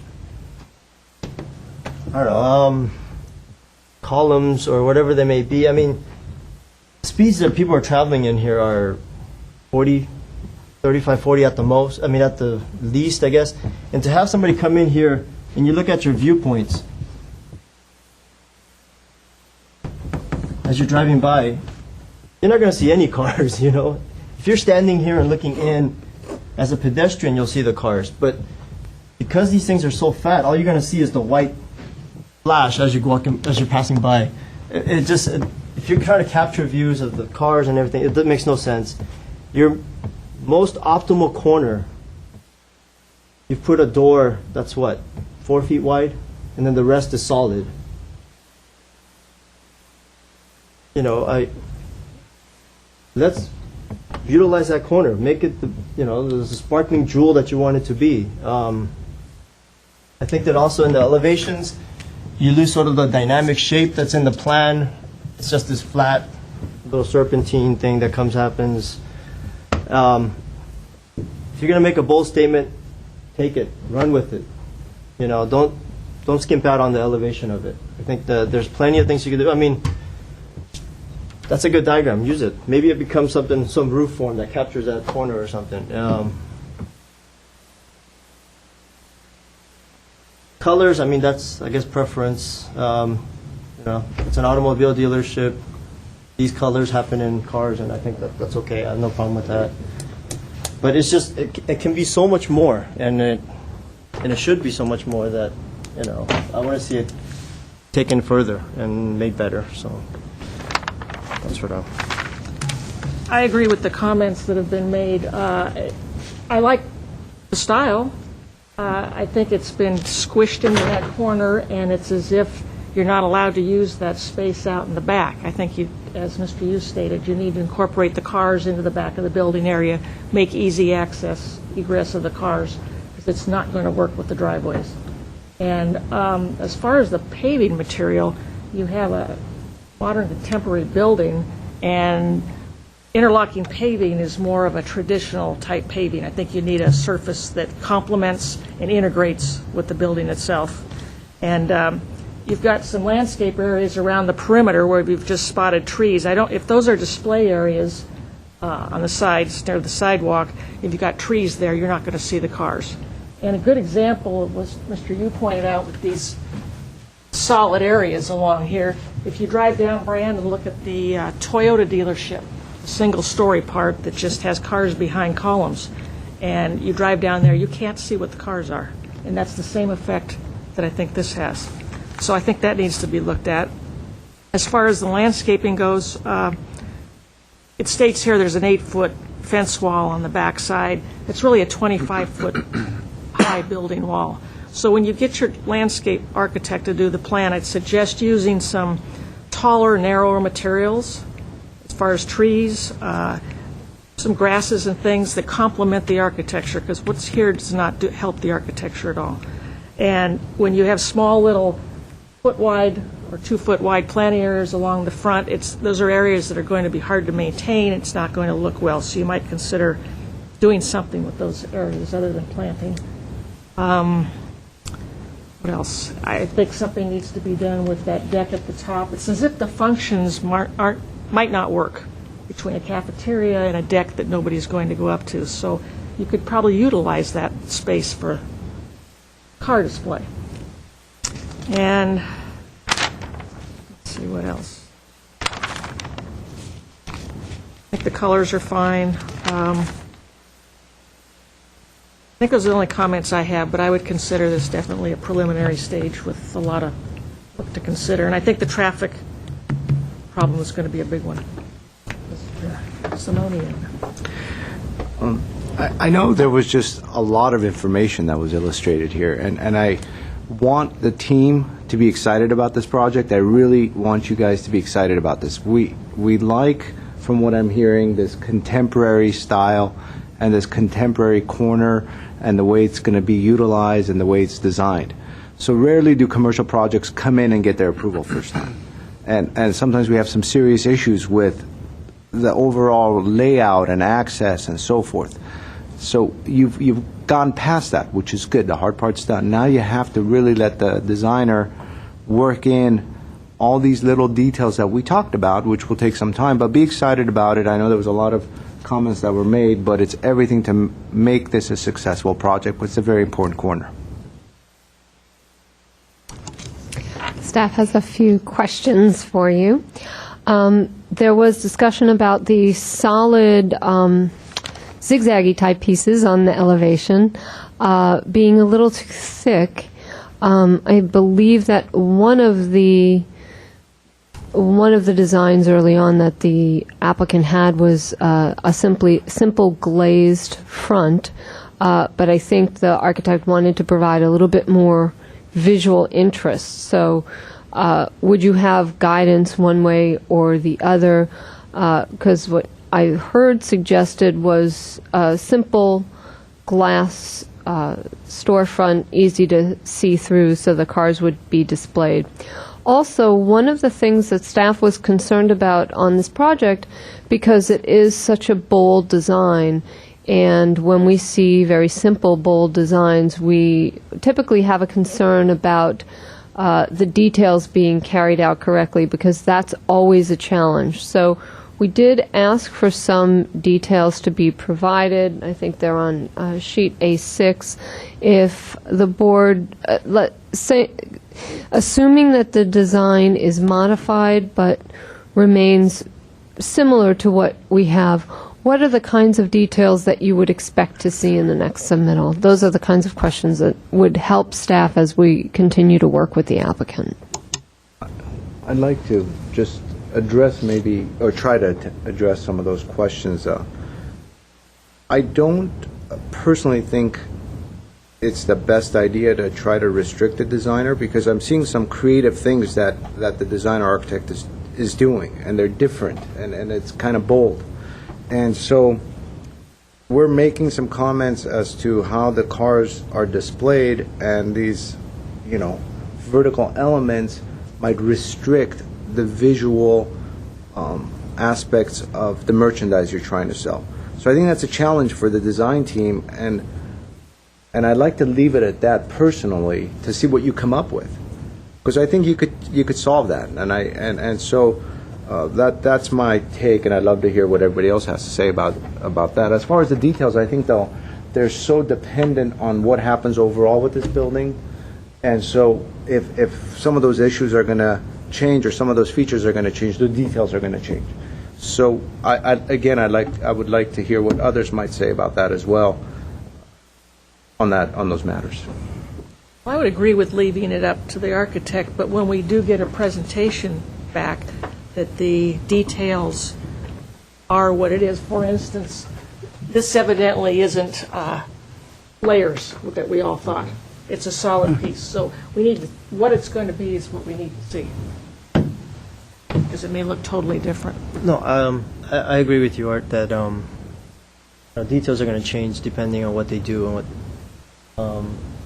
And I think we all understand that when you're doing modern architecture, the level of detailing is going to be what makes it good or bad. But I think we can ask for maybe sort of more wide range stuff, maybe things like sections that are maybe a little bit better depicted than that. Idea of how things are connecting in a section will give us an idea of, okay, this material is turning the corner and it's doing this, versus maybe it dead ends into a wall, or those kinds of things. So rather than a 3-inch detail, a wall section, right, for example. That will give us a better Okay, idea. that helps us. Thank you. Well, Mr. Yu's comment about the corner, I think that's a good one to address. And that, they could say, I don't want to reveal my corner. That's what I want to do. And so that's up to them. But I just think it's a shame if you don't. But that's... That's up to them. So it would be more of a suggestion.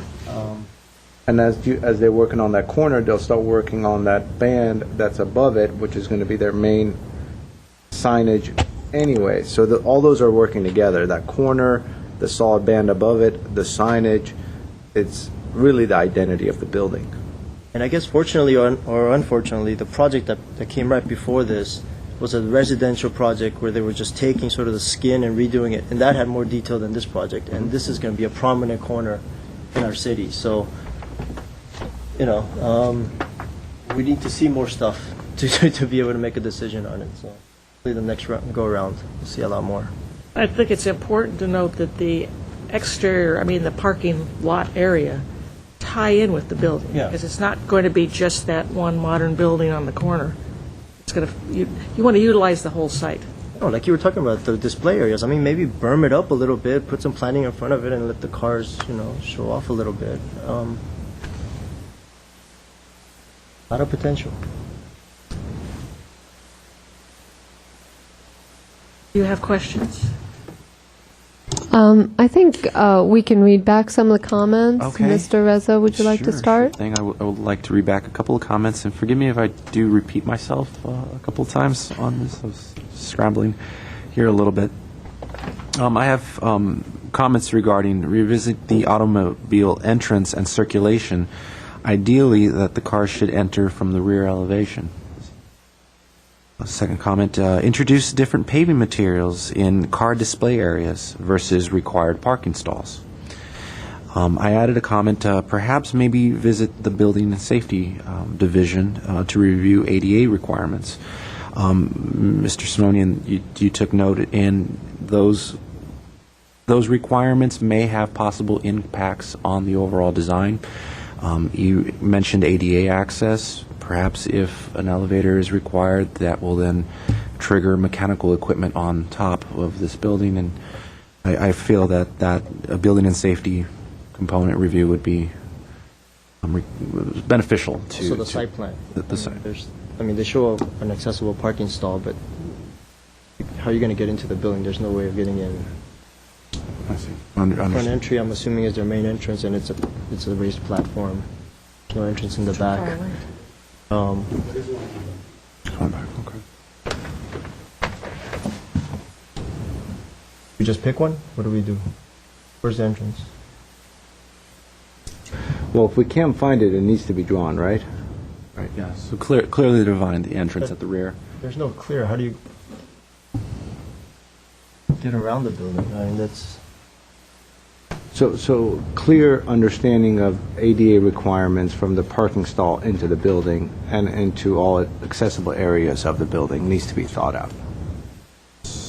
Okay, with regards to a landscape plan, full landscape plan be provided. I have notes with tall and narrow species, and to also revisit... On the north facade. On the north side where? Yes. north. On the north facade, and to... Not facade, on the north side of the property. I'm sorry, the north side. I'm not sure that's the north side. Yeah, what is it? Where the 25-foot wall. Right, is. I'm with you.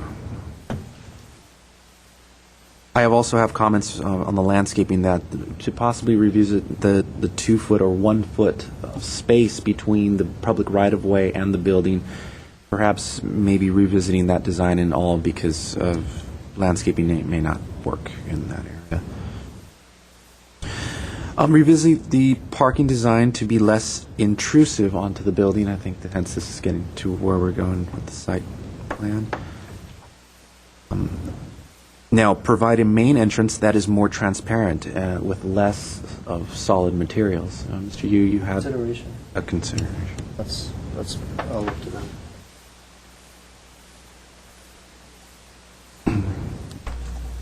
I have noted again, provide different paving material. Interlocking pavers are more of a traditional style. Provide a material that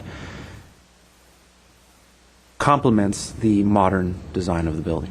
You might have an indoor-outdoor. Tie to it. Got it. Understood. I have another comment. Provide a better relationship between the rooftop patio and the first floor.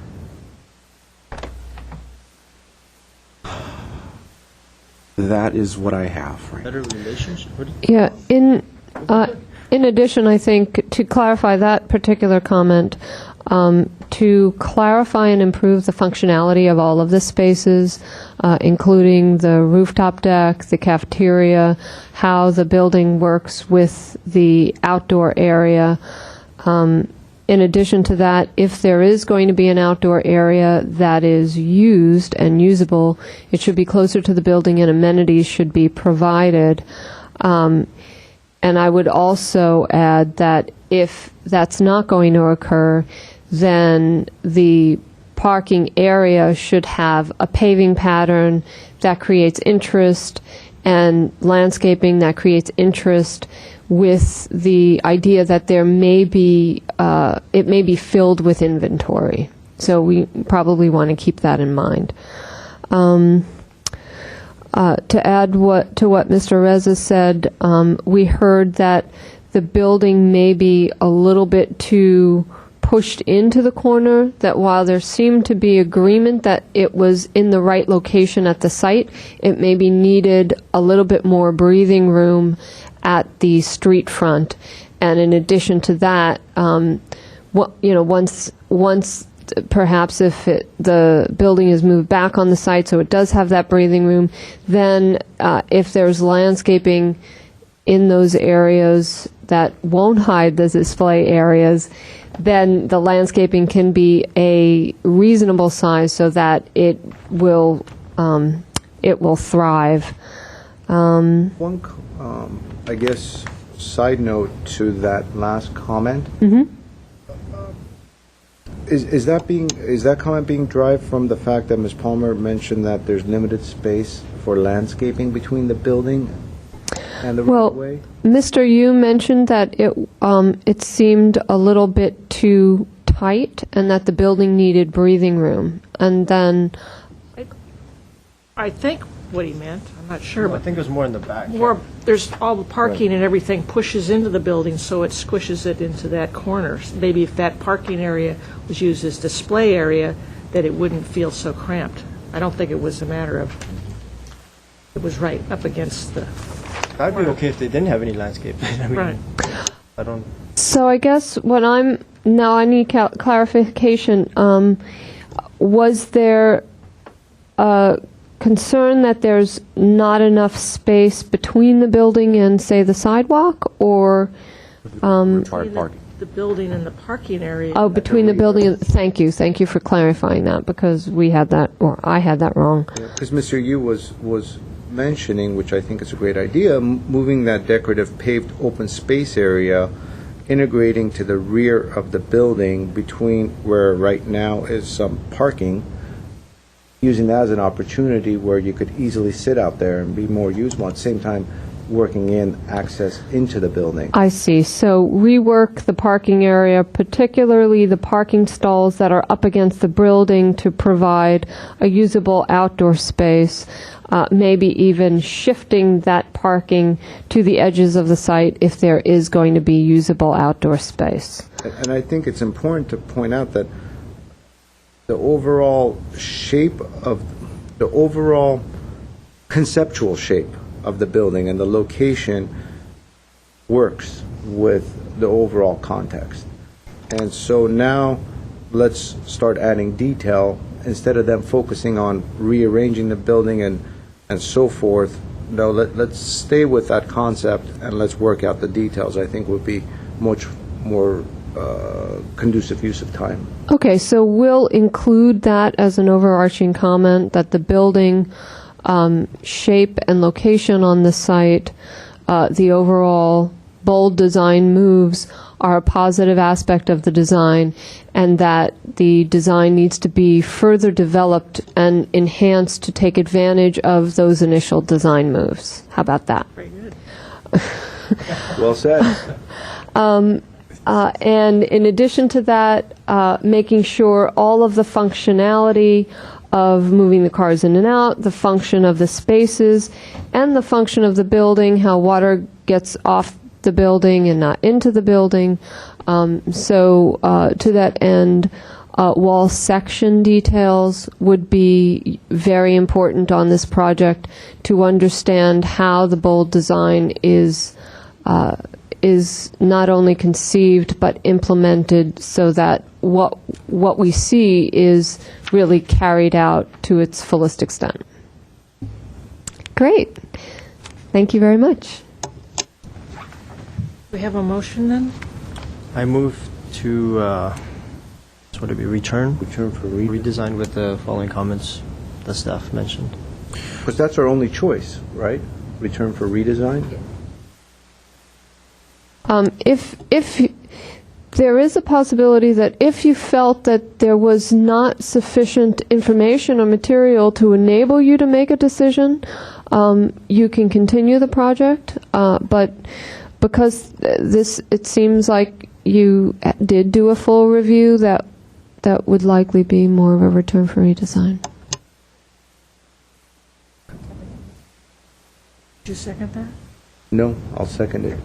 Okay, we have a motion made by Mr. Yu for return for redesign, and a second by Mr. Simonian. This will be roll call. Mr. Yu? Yes. Mr. Simonian? Yes. Madam Chair Palmer? Yes.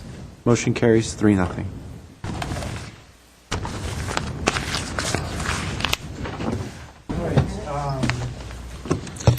We've got 4 sets Thank of you. minutes tonight that need approval. Unfortunately, 3 of the 4, because of the Quorum.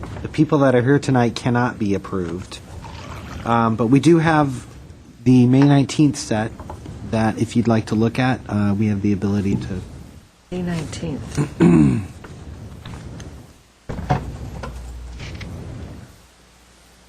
So the 3 of us were here. Right. Okay.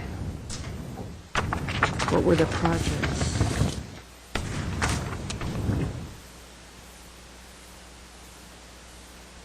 Oh, Sussex. Sussex? Yeah. I'm fine with those. Yeah, I'm fine. Is there a motion? I move to approve the minutes for the 19th. I'll second it. Okay. Motion was made to approve the minutes. This will be a roll call. Mr. Yu? Yes. Mr. Simonian? Yes. Ms. Palmer? Yes. Great, thank you. I don't have any more staff business. Do you, Stephanie? Oh, okay, I move to adjourn. thank Done. you.